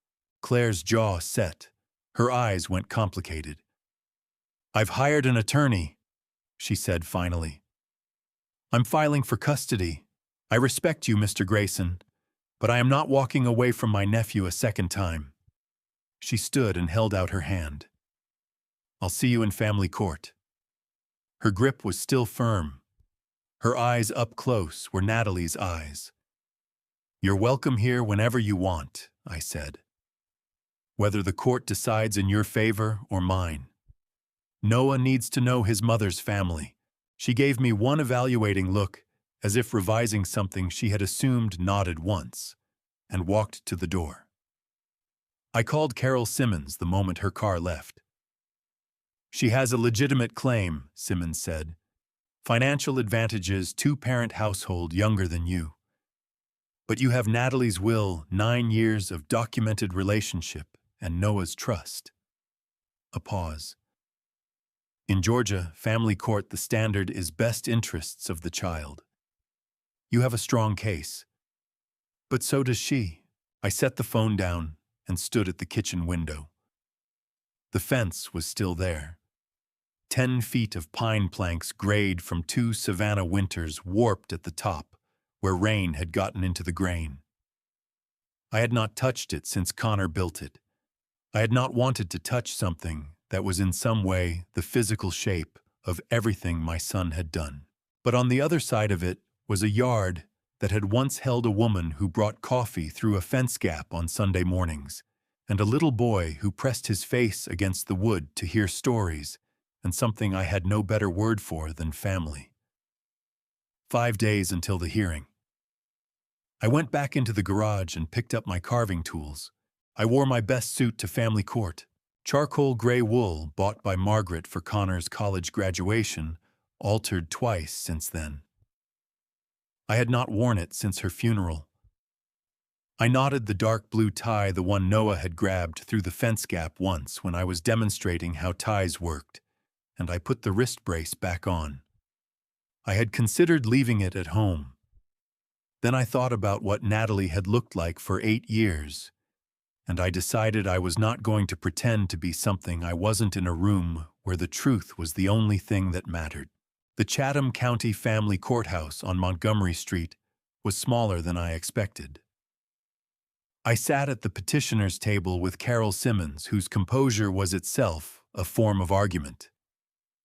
Claire sat across the aisle with her attorney, Franklin Drake's silver-haired, expensive suit, the relaxed confidence of someone who did not often lose.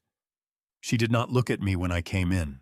Near the judge's bench, Noah sat in a small chair in khaki pants, and a carefully ironed blue button-down rabbit pressed against his chest. Looking around with the wariness of a child who understood that rooms like this made decisions about people's lives. When he saw me, his shoulders dropped about an inch. He lifted 2 fingers from the rabbit in a small private wave. Judge Eleanor Marsh entered. We rose and sat. Drake spoke first for 11 minutes. Claire's income, her house, the school district rankings, the stability of a 2-parent home.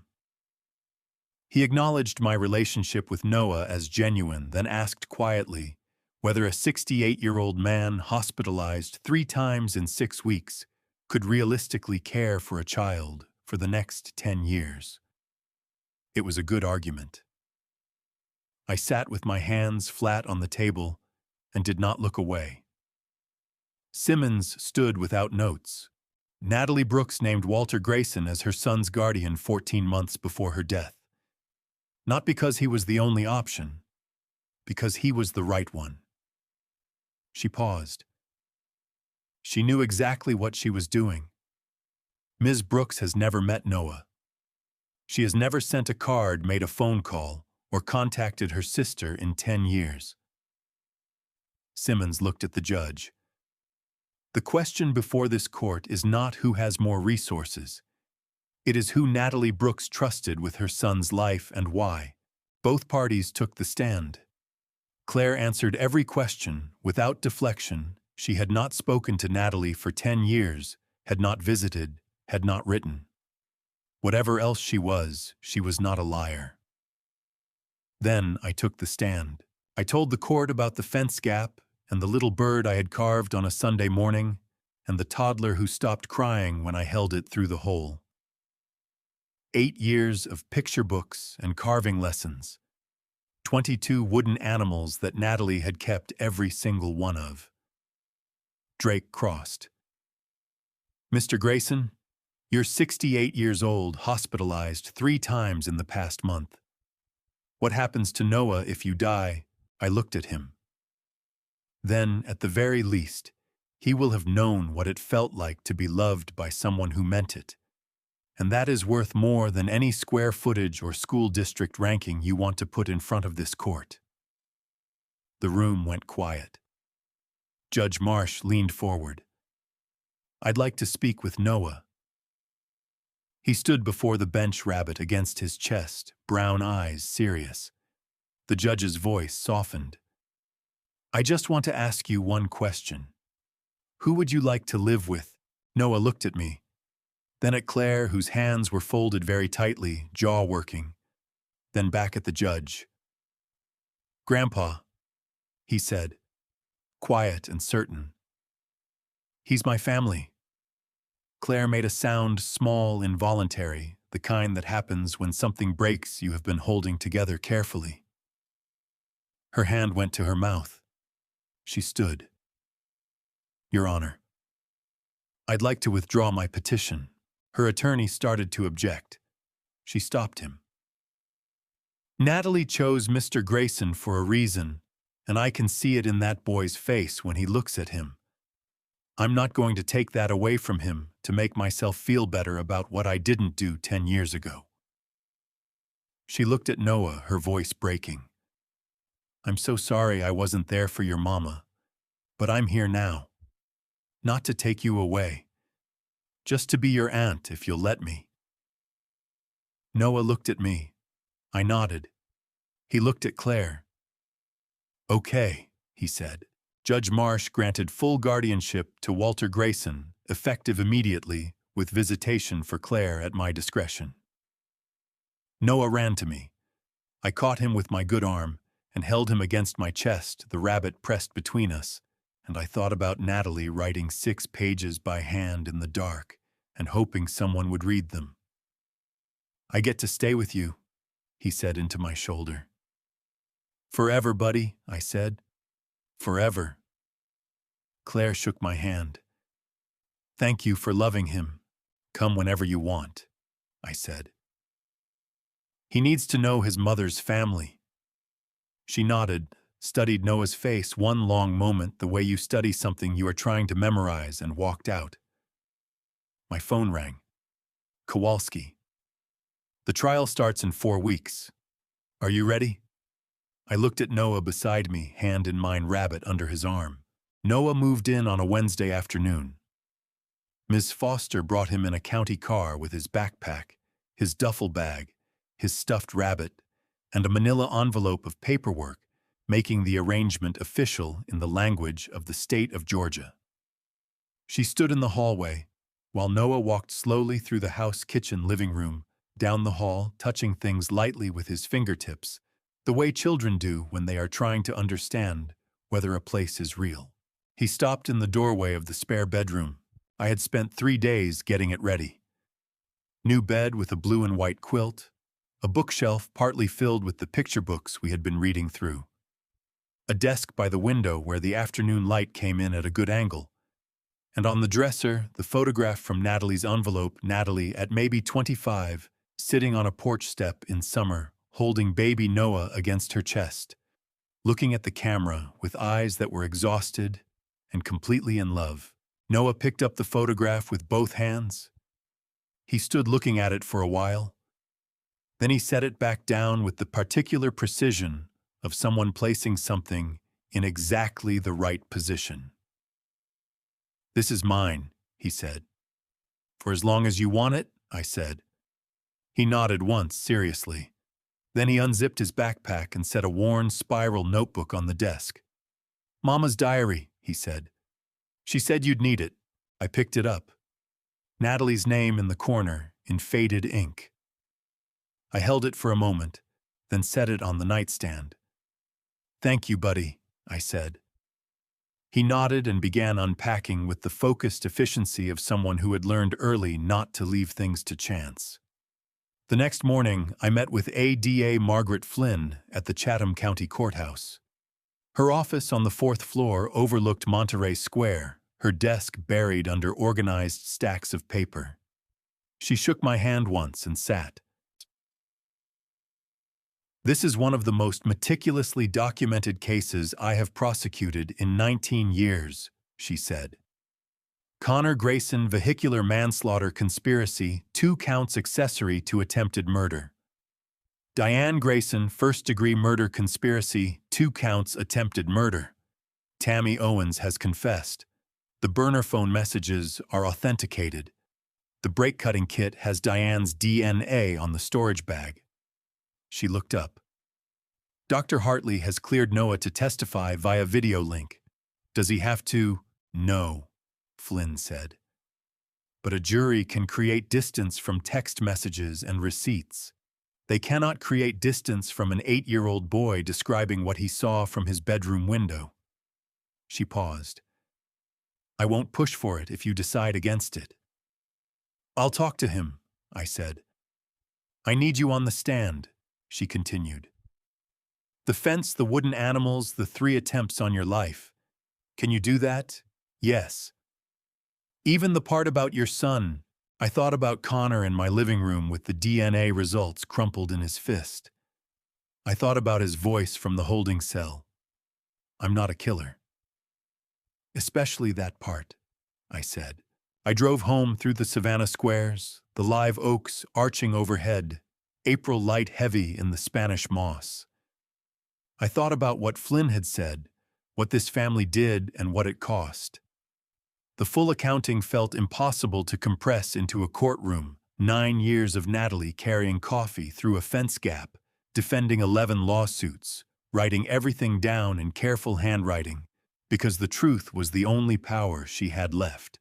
Claire arrived Thursday afternoon from San Francisco, staying at a hotel on Bay Street, gift bags in both hands. Noah had been watching from the front window for 20 minutes. He opened the door before she knocked. "You look like your mama," Claire said, crouching to his level. "People say that," Noah said. "Is that good?" "It's the best thing anyone could ever look like." They sat on the living room floor for 2 hours. Claire had brought a photograph album, Natalie as a child, as a teenager at college. Noah held each photograph with both hands and fired questions without pausing. Claire answered every one. She told him about Natalie charging admission for a neighborhood play she had organized in their Macon driveway. About the way Natalie could make anyone laugh in 5 minutes. She was the bravest person I ever knew, Claire said. She got scared sometimes, like everyone does, but she never let it stop her. You're just like her. Noah looked at the photograph in his hands. I'm brave sometimes, he said. I know, Claire said. I've heard. After she left, Noah found me in the garage turning a pine block in my hands. He sat on his stool in the corner. Will it help? He asked. Me telling them what I saw.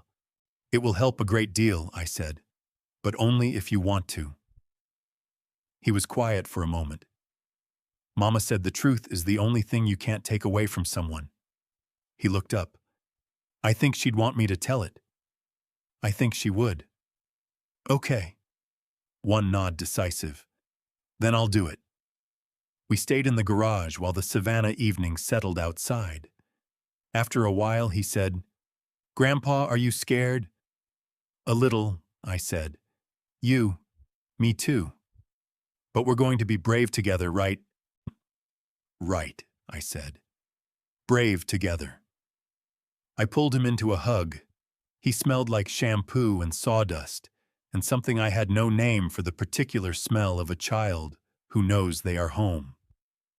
This is for your mama, I said. I know, he said. She knows too. The next morning, I put on the charcoal suit and drove to the courthouse alone. I sat in the car on Montgomery Street for a moment, looking at the building. Through the passenger window, the live oak on the corner of the square Spanish moss, lifting in the early morning air. I thought about Natalie writing 6 pages in the dark 30 feet from my kitchen window, putting the truth on paper carefully enough that it survived her. Every seat in the courtroom was filled. I noticed the reporters in the back row, the camera crews held outside in the hallway. I noticed Linda Paulson in the 3rd row with Marcus on her left, and a young woman I did not recognize on her right. Claire sat in the 4th row alone, hands folded in her lap. The room had the particular quality of held breath, the quality of people who understood that what happened here mattered. I sat at the prosecution table beside Flynn. She did not look up when I sat, which I had come to understand was not rudeness but focus. Connor was brought in from the left door. He had lost weight since the arrest. His jumpsuit hung loose at the shoulders, and the sharpness I had always associated with his face had hollowed into something else. He walked with his eyes down, found his seat, and then looked across the room and found me. He held my gaze for 3 seconds before looking away. Diane came in 30 seconds behind him. She was the only person in the room who appeared entirely unaffected by being there. She sat, looked around with the flat, assessing expression of someone conducting an inventory, and did not look at me. Not then. Not once during the entire day. Judge Patricia Coleman entered. We rose. We are here for the criminal trial of Connor Grayson and Diane Grayson. She said, charged with vehicular manslaughter, first-degree murder conspiracy, and 2 counts of attempted murder. She nodded at Flynn. Opening statements, Ms. Flynn. Flynn walked to the center of the room without papers. This is a case about 2 people who believed they were above consequence. She let that settle. In 2016, Connor Grayson drove drunk and struck a man walking home from work. Thomas Kowalski, 43 years old, 3 children. Connor left him on the road, drove home, went to sleep, and the next morning paid cash to have his car repaired. He told one person, a woman named Natalie Brooks, who was pregnant with his child. She spent 9 years carrying that secret, while he spent 9 years pretending it didn't exist. She paused. When Natalie moved in next door, because she wanted her son to know his father, Connor and Diane did not feel guilt. They felt threatened. They spent 9 years making her life small and frightened and isolated until Diane decided the most efficient solution was to make her disappear.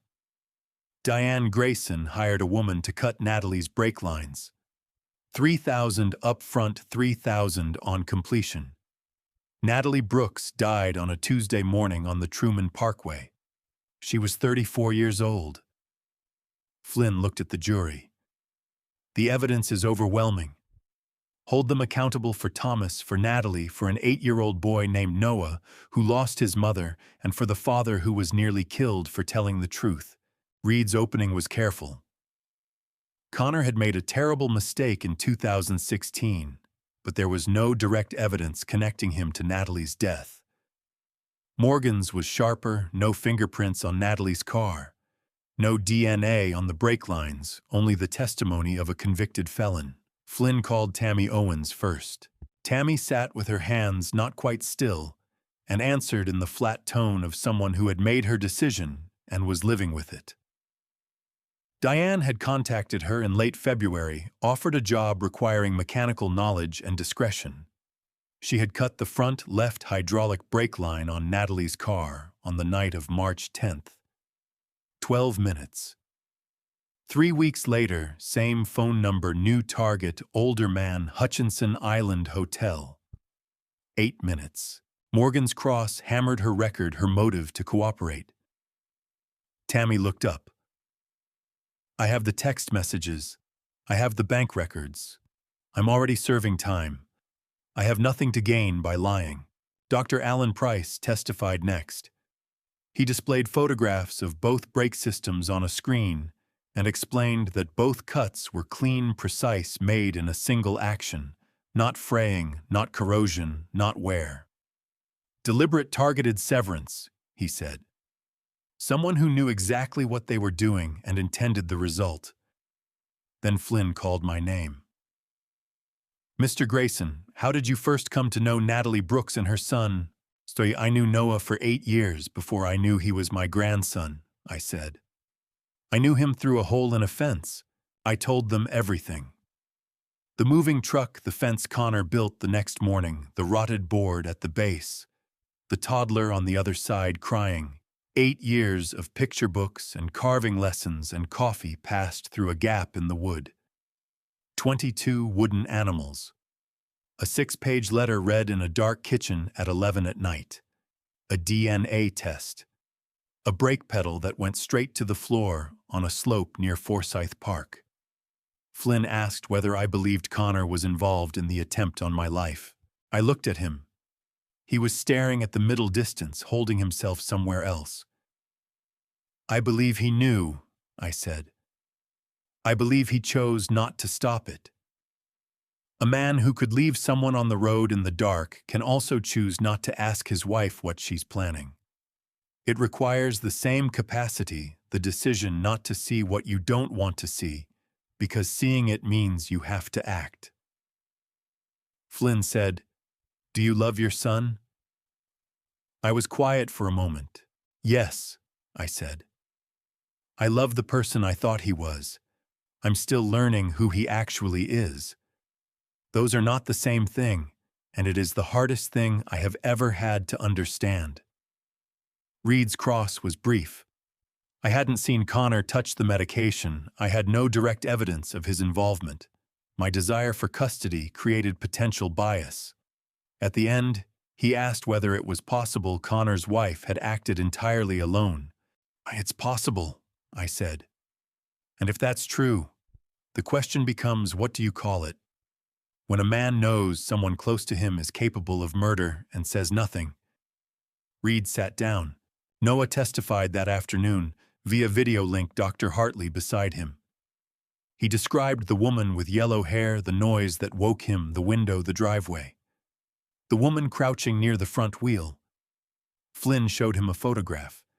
He identified Diane immediately. "Mama showed me her picture," he said. "She told me to remember her face, and I did because Mama asked me to." Reed's cross was 3 questions. Noah answered the last one simply, "I know what I saw." Mama taught me to tell the truth about what I actually see. I actually saw her. Court recessed. In the hallway, Linda stood at the window with Marcus looking out at Monterey Square, with the expression of someone whose vigil was almost over. She saw me and nodded once. I nodded back. Tomorrow she would say Thomas's name in front of the jury, and Kowalski would take the stand. And the room would finally understand what 9 years of silence costs the people left waiting in it. Linda Paulson took the stand at 9:15. She wore black, a plain dress, low heels, a single strand of pearls. Pinned to her left lapel was a small oval photograph, Thomas Kowalski younger, grinning outdoors somewhere.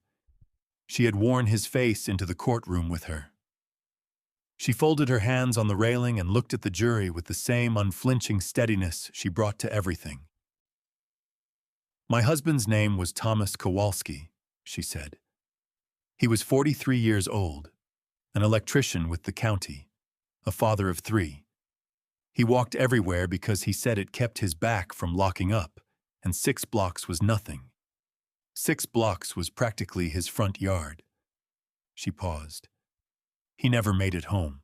Flynn guided her through the night of September 13th, 2016, the police call the drive to the hospital, the detective who had nothing useful to tell her, the weeks of canvassing and flyers, the morning nearly 2 years later when the calls simply stopped.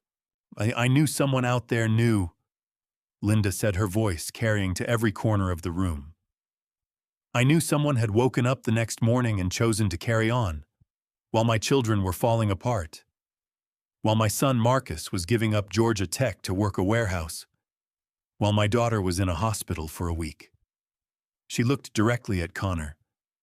"While you were getting married and building a fence and pretending that what you did on Forsyth Street had ceased to exist because you needed it to." Connor did not look at her. "You had 9 years," she said.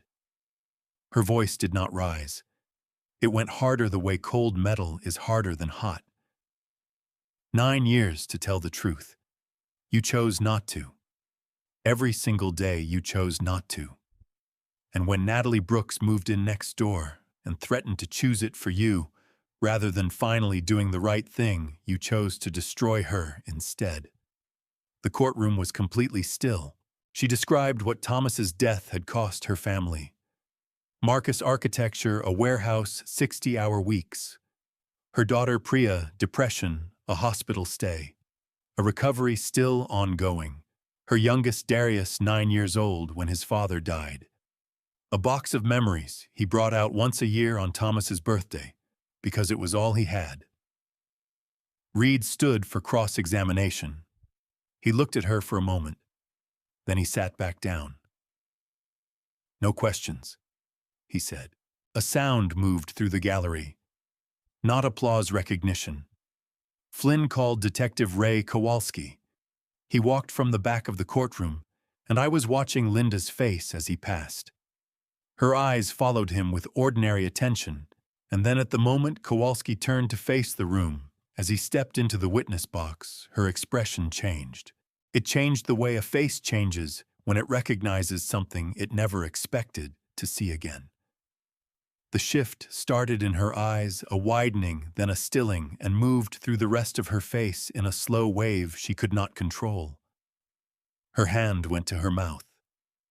Marcus put his arm around her, and her shoulders began to shake. Kowalski sat, jaw set, hands flat on the railing. He did not look at Linda, which told me he had known she would be there and had already decided he could not afford to look at her yet. Flynn walked him through the investigation. The warrant, the evidence, Tammy Owens's arrest, the burner phone, the text messages. Then she said, "Detective Kowalski, do you have a personal connection to this case?" Reed was on his feet immediately. "Objection, Your Honor. The defense raised this in pretrial motions," Flynn said. "I'm addressing it directly." Judge Coleman looked at Reed. "The objection was reviewed and overruled in chambers. You know this. Sit down." She nodded at Kowalski. You may answer. Kowalski looked at the jury. Yes, he said. The victim of the Forsyth Street accident, Thomas Kowalski, was my father. The gallery shifted, not loudly but unmistakably, the way barometric pressure changes before a storm. I was 19 years old when he was killed. Kowalski said, his voice unchanged in pace or volume. I was a sophomore at Georgia Southern. My mother called at 11:30 at night. I drove home from Statesboro in under an hour. He paused. I enrolled in the Savannah Police Academy the following January. I worked this case on my own time for 9 years. I had a name I suspected, but never enough for a warrant until Walter Grayson walked into a hospital room and gave me everything I needed. Reed objected again. Judge Coleman overruled again. Flynn asked 3 final questions. Did his personal connection cause him to fabricate evidence? No. To withhold evidence that might have helped the defendants? No. To pursue the case more thoroughly than he otherwise would have? Kowalski looked at the jury. Yes, he said. It did. Flynn sat down. Reed's cross-examination went 12 minutes and accomplished nothing. He was arguing against the existence of legitimate evidence by attacking the feelings of the man who had gathered it, and the jury could see exactly what he was doing. At recess, I stood at the hallway window overlooking Monterey Square. The live oak on the corner was full and green Spanish moss barely moving in the April air. I heard footsteps and turned. Kowalski stood 6 feet away. Beyond him, Linda had stopped walking. She was looking at him. He was looking at her. 9 years. She had last seen his face when he was 19 years old in a hospital corridor in the middle of the night. Now she was looking at a man of 28 in a brown sport coat, who had spent every year between then and now doing the only thing he could think of to do with the grief. Ray, she said. Her voice broke on the single syllable. He crossed the hallway in 3 steps, and she pulled him into her arms completely, without self-consciousness, the way you hold someone you have known through the worst thing. His arms came up after a moment. Neither of them spoke. I turned back to the window and looked at the oak tree. Some things belong to the people they happen to. After the recess, Reed put Connor on the stand. Connor admitted to the Forsyth Street accident, the cash repair, leaving without stopping. He cried twice. He said he had told only one person in 9 years, Natalie, and then spent 8 years making sure she could not tell anyone else. Flynn's cross was surgical. The joint bank account. The $18,000 withdrawn in cash. The suitcase under the bed. The passports. The tickets to Costa Rica. Mr. Grayson, you are a man who drove away from a dying man because you could not bear the consequences of stopping. Is it really so impossible to believe you applied that same deliberate blindness when your wife began eliminating the problem for you? Connor said nothing. Diane did not testify. Her attorney rested without calling her, which was the right call. Diane's flat composure had served her well behind a fence for 9 years. In front of a jury, it would have destroyed her. Judge Coleman adjourned for the night, closing arguments in the morning. In the hallway near the elevator, Linda had her hand on Kowalski's arm and was saying something I could not hear. He was listening with the stillness of someone receiving something they have needed for a long time and do not yet know how to hold. I walked past them and did not stop. Closing arguments began at 9 in the morning. Flynn went first. She stood in the center of the room without notes and spoke for 34 minutes with the relentless, unhurried clarity of someone who understood that the truth laid out plainly was its own most powerful argument. She began with Thomas Kowalski. She said his name first before anything else and let it occupy the room for a moment. Thomas Kowalski was 43 years old, she said. He worked a late shift. He walked 6 blocks home because he always did. He never made it. She described what Connor had done in the hours after the impact, driven home, gone to sleep, paid cash the next morning to make the evidence disappear. She described what Connor had done in the 9 years after that, built a life, built a fence, filed 11 lawsuits against the mother of his child, and chosen every single morning to let Linda Paulson and her children wake up without answers. Then she turned to Natalie Brooks. Natalie Brooks was 34 years old. She worked 2 jobs. She raised her son alone. She spent 9 years trying to give that son the chance to know his father, and when she realized his father intended to erase them both, she did the only thing she had left. She wrote the truth down, kept it safe, and trusted the right person to find it. Flynn looked at the jury. Walter Grayson did exactly what she asked. He came forward at significant personal cost, nearly at the cost of his life, and he put everything in front of this court. Her voice was level and final. Diane Grayson hired a woman to cut Natalie Brooks's brake lines. The text messages say so. The confession says so. The forensic evidence says so. She hired the same woman to cut Walter Grayson's brake lines. Connor Grayson killed Thomas Kowalski in 2016 and spent 9 years choosing his own comfort over the truth. His own testimony says so. She looked at each juror in turn. Find them guilty. For Thomas. For Natalie. For Noah. For every person in this city who deserves to know that choosing silence is not the same as being innocent. Reed's closing acknowledged Connor's guilt in 2016, but argued insufficient evidence of his knowledge of Diane's plans. Morgan's closing, built on reasonable doubt, no fingerprints, no DNA on the brake lines, and used the phrase 11 times in 20 minutes. She was not wrong that the gap existed. She was not correct that it was large enough to climb through. Judge Coleman instructed the jury, and they filed out at 12:14. They came back at 2:27. I sat in the hallway with Claire on one side and Linda on the other, drinking bad coffee from a machine near the elevators. When the bailiff appeared, Claire's hand found mine and squeezed once hard.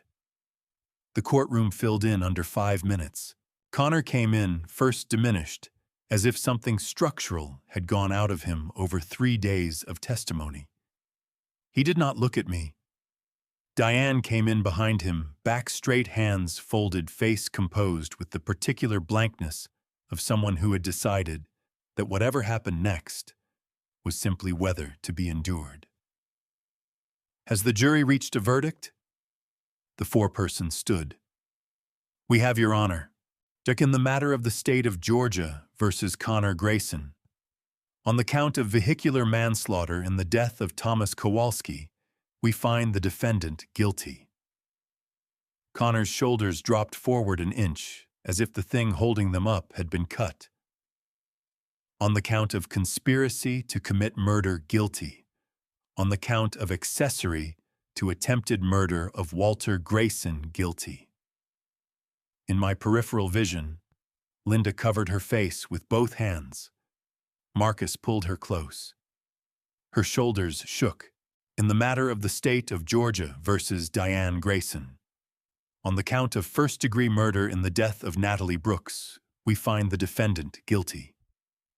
Diane did not move, did not blink. She looked at the middle distance as if the verdict were a weather report for a city she had never visited. On the count of conspiracy, guilty. On the count of attempted murder of Walter Grayson, guilty. Claire was crying beside me, quiet and continuous, not wiping the tears, just letting them go.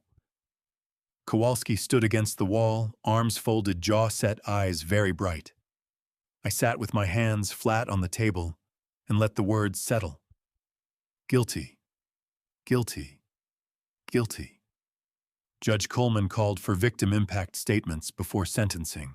Linda went first. She stood at the podium and looked directly at Connor. I hope every single day you spend in a cell you think about what he lost, what my children lost, what I lost. A pause. Thomas deserved better than you. Claire stood next, her voice shaking on the first word and steadying on the second. You tried to erase my sister, but she is in every drawing her son makes, every piece of wood he carves, every morning he wakes up safe. You failed. Then it was my turn. Connor, how I said. He looked up. Look, I taught you to ride a bike in our driveway. I sat up with you through every fever. I drove you to baseball practice for 6 years. My voice held. If you had come to me in 2016 and told me what happened on Forsyth Street, I would have taken you to the police station myself. I would have held your hand in that room. I stopped for a moment. But you chose to run. You chose to let a woman and her child pay the price for your running, and then you chose to look away while your wife made that price permanent. I love you. I will always love the boy you were. But I do not know the man you became, and I will not be there when you get out, because by then I will be 83 years old, and I intend to spend every year between now and then watching your son grow up into the person you could have been. Connor's face broke open completely. Tears ran without any effort to stop them. I sat down. Judge Coleman sentenced Connor to 50 years parole eligible after 35. She sentenced Diane to life without parole for the murder of Natalie Brooks, plus 55 consecutive years for the remaining counts. You will not leave prison, Ms. Grayson. Diane was led out without looking at anyone. Connor paused at the door. He looked at me across the courtroom. His mouth moved, but I could not hear the words. I looked back at him and did not look away, because whatever else he had done, and whoever he had become, he was still my son, and I was going to let him carry that face with him. Then the door closed. Outside, a reporter held out a recorder. Mr. Grayson, do you have a statement? I thought about Natalie writing in the dark. I thought about a 19-year-old driving 90 miles on an empty highway. I thought about Noah on the porch steps. Justice was served today, I said. Now I'm going home to my grandson. I drove home through the Savannah squares, through the Spanish moss, and the long afternoon light. And when I pulled into the driveway, Noah was sitting on the front steps with his rabbit and a carved wooden bird in his lap, waiting. He stood when he saw me. Grandpa, is it over? It's over, I said. He leaned against me. The mockingbird in the oak tree was singing something loud and entirely its own, and the light was going golden through the leaves. It was finally completely over. June came to Savannah the way it always does, without apology. All at once, the heat settling in like a permanent house guest who has decided to stay through September. It was a Saturday afternoon, 12 months after the trial had ended, and I was sitting on the wooden bench in the backyard when I heard the screen door bang open. The bench was new to anyone who hadn't watched me build it over the course of 4 months, working an hour or two in the evenings after Noah went to sleep, fitting the slats by hand, sanding the surface until it was smooth enough for a child to sit on without a splinter. I had set it exactly where the fence used to stand. Along the back rail, carved in letters I had taken 3 separate evenings to get right, were the words, "Where strangers became family." The yard was open now. Had been open for 6 months since Marcus Paulson had driven down from his new apartment in Midtown Savannah one Saturday morning with a crowbar and a truck, and the two of us had pulled the fence down plank by plank and stacked the wood at the curb. It had taken 4 hours and left both of us with blisters, and when the last board came down and the 2 yards became one continuous space, Marcus had looked at the opening for a long moment and said, "My dad would have liked this," and I had not tried to say anything because there was nothing adequate to say. Now the yard ran clear from my back door to what had been Natalie's back fence. A new family lived there, a young couple with a vegetable garden and a dog named Biscuit, who occasionally put his nose through the slats of the back fence to investigate what was happening on our side. Noah burst through the screen door at a run, his backpack bouncing, his hair sticking up in 4 directions. His face flushed with the particular excitement of someone who has been holding news in for the entire car ride home. "Grandpa." He skidded to a stop on the grass in front of the bench. "Grandpa, look." He thrust a blue ribbon and a certificate at me. I took them. I read the certificate carefully, the way I read everything he brought me, not quickly, not as a gesture, but because everything he brought me was worth reading carefully. Liam Carter, and then I corrected myself. Noah Brooks, first place woodcarving division, Savannah Elementary School Arts Competition, Grade 3.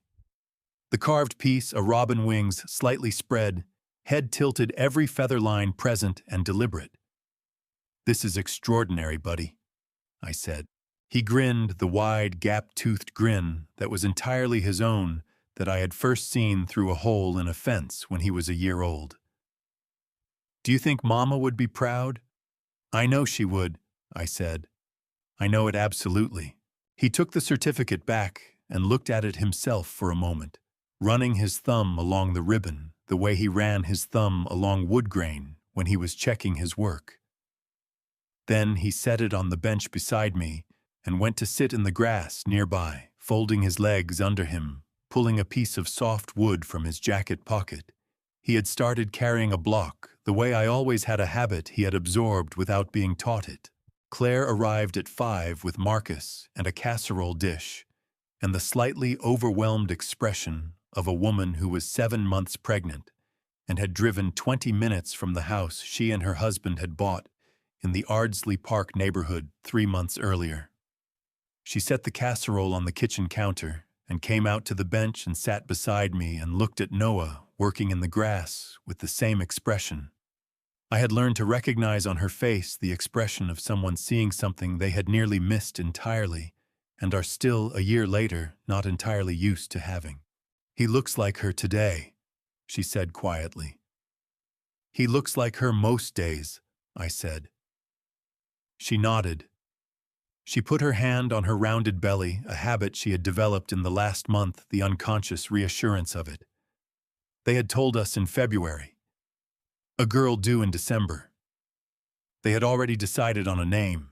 Linda came at 6, with her youngest son, Darius, 17, quiet with his father's jaw and his mother's way of watching a room before he entered it. He and Noah had, over the course of several dinners and 2 Saturday woodworking sessions at my garage bench, developed the particular friendship of a 17-year-old who did not have many people to talk to, and an 8-year-old who was not afraid of anyone.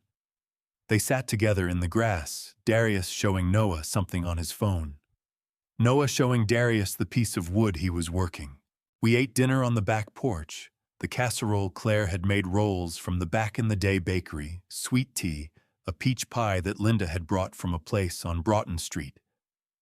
The conversation moved the way good conversation does at tables where people have been through something together, easily, without effort, full of the kind of laughter that comes from people who have earned the right to it.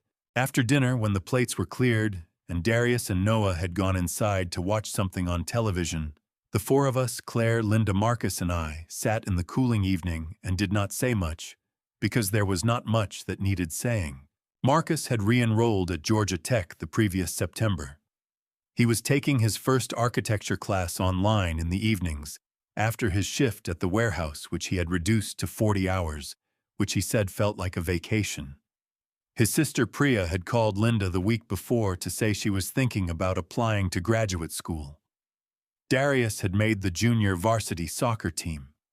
Thomas would have been at every game, Linda said, looking at the yard.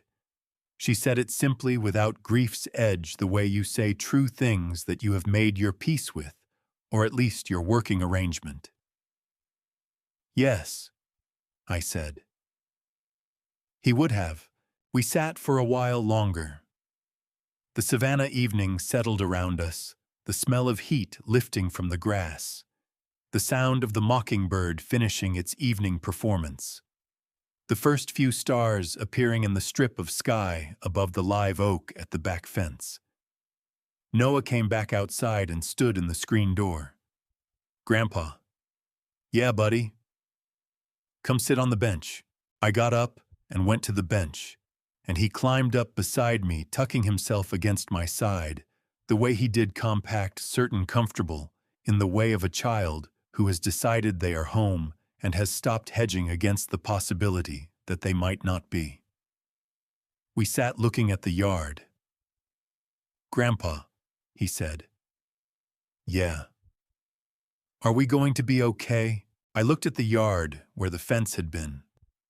I looked at the space where a wall of pine planks had stood for 9 years, keeping people apart, and where a wooden bench now stood with 5 words cut into the rail. I looked at the live oak at the edge of the property, its branches spreading over both yards, equally making no distinctions. "We already are, buddy," I said. He leaned his head against my arm. The screen door opened, and Claire came out with 2 glasses of sweet tea and set one on the bench beside me and went back inside without saying anything, which was the right thing to do. I thought about Natalie. I thought about a kitchen table at 11 o'clock at night, and a woman writing the truth down in careful handwriting and trusting that it would survive her. I thought about the 22 wooden animals wrapped in blue flannel. I thought about the morning she had said, "If something happens to me," and the evening she had said, "Never mind, forget I said it," and the 14 months she had spent making sure that what she knew would outlast her. It had. She had. "We made it, Natalie," I thought. "We made it, and we're going to be all right. And your boy knows how to carve a robin with every feather line present. And I am going to make sure he never forgets a single thing about you." Noah's breathing slowed beside me. The stars were properly out now, scattered across the savannah sky with the particular generosity of a clear June night. A letter from Connor was on the kitchen counter, the 14th one. I had not opened any of them. Maybe one day. Maybe when Noah was old enough to decide for himself what he wanted to do with the question of his father, and I could let that be his decision rather than mine. Not tonight. Tonight the yard was open and the bench was solid under us, and the stars were out, and my grandson was asleep against my arm. Tonight was enough. Looking back on everything that happened, I keep returning to the same thought. My greatest mistake was not trusting my son too much. My greatest mistake was staying silent when something inside me already knew that silence was a choice, and every choice has a cost that someone else ends up paying. I ignored Emma's fear. I dismissed what was right in front of me. I chose comfort over courage, and a woman paid for that with her life. Don't be like me. If you see someone suffering, speak. If something feels wrong, investigate it. If a child needs protection, act, even when acting costs you everything you thought you knew about the people you love. God gives us the people in our lives for a reason, and sometimes protecting them means having the hardest conversation you will ever have. I believe that silence is never truly neutral. I believe that looking away is still a decision. And I believe that justice, real justice, does not arrive on its own. It arrives because someone finally decides that the truth matters more than their own comfort. This has been one of those grandpa stories that I will carry for the rest of my life. And if this family revenge story reached something in you today, if somewhere in these grandpa stories you recognized a truth you needed to hear, then I hope you will share it with someone who needs it too. Leave a comment below and tell me what would you have done differently. Your perspective means more than you know. And if you want to stay close for the stories still to come, subscribing to this channel is the simplest way to make sure you never miss one. Thank you from the bottom of my heart for staying with me until the very end of this family revenge story. A gentle reminder, some of the stories ahead contain dramatized or fictional elements crafted with the purpose of sharing something true about how we live and how we choose. If that is not what you are looking for today, there is no judgment in finding something that fits you better, and I hope you do.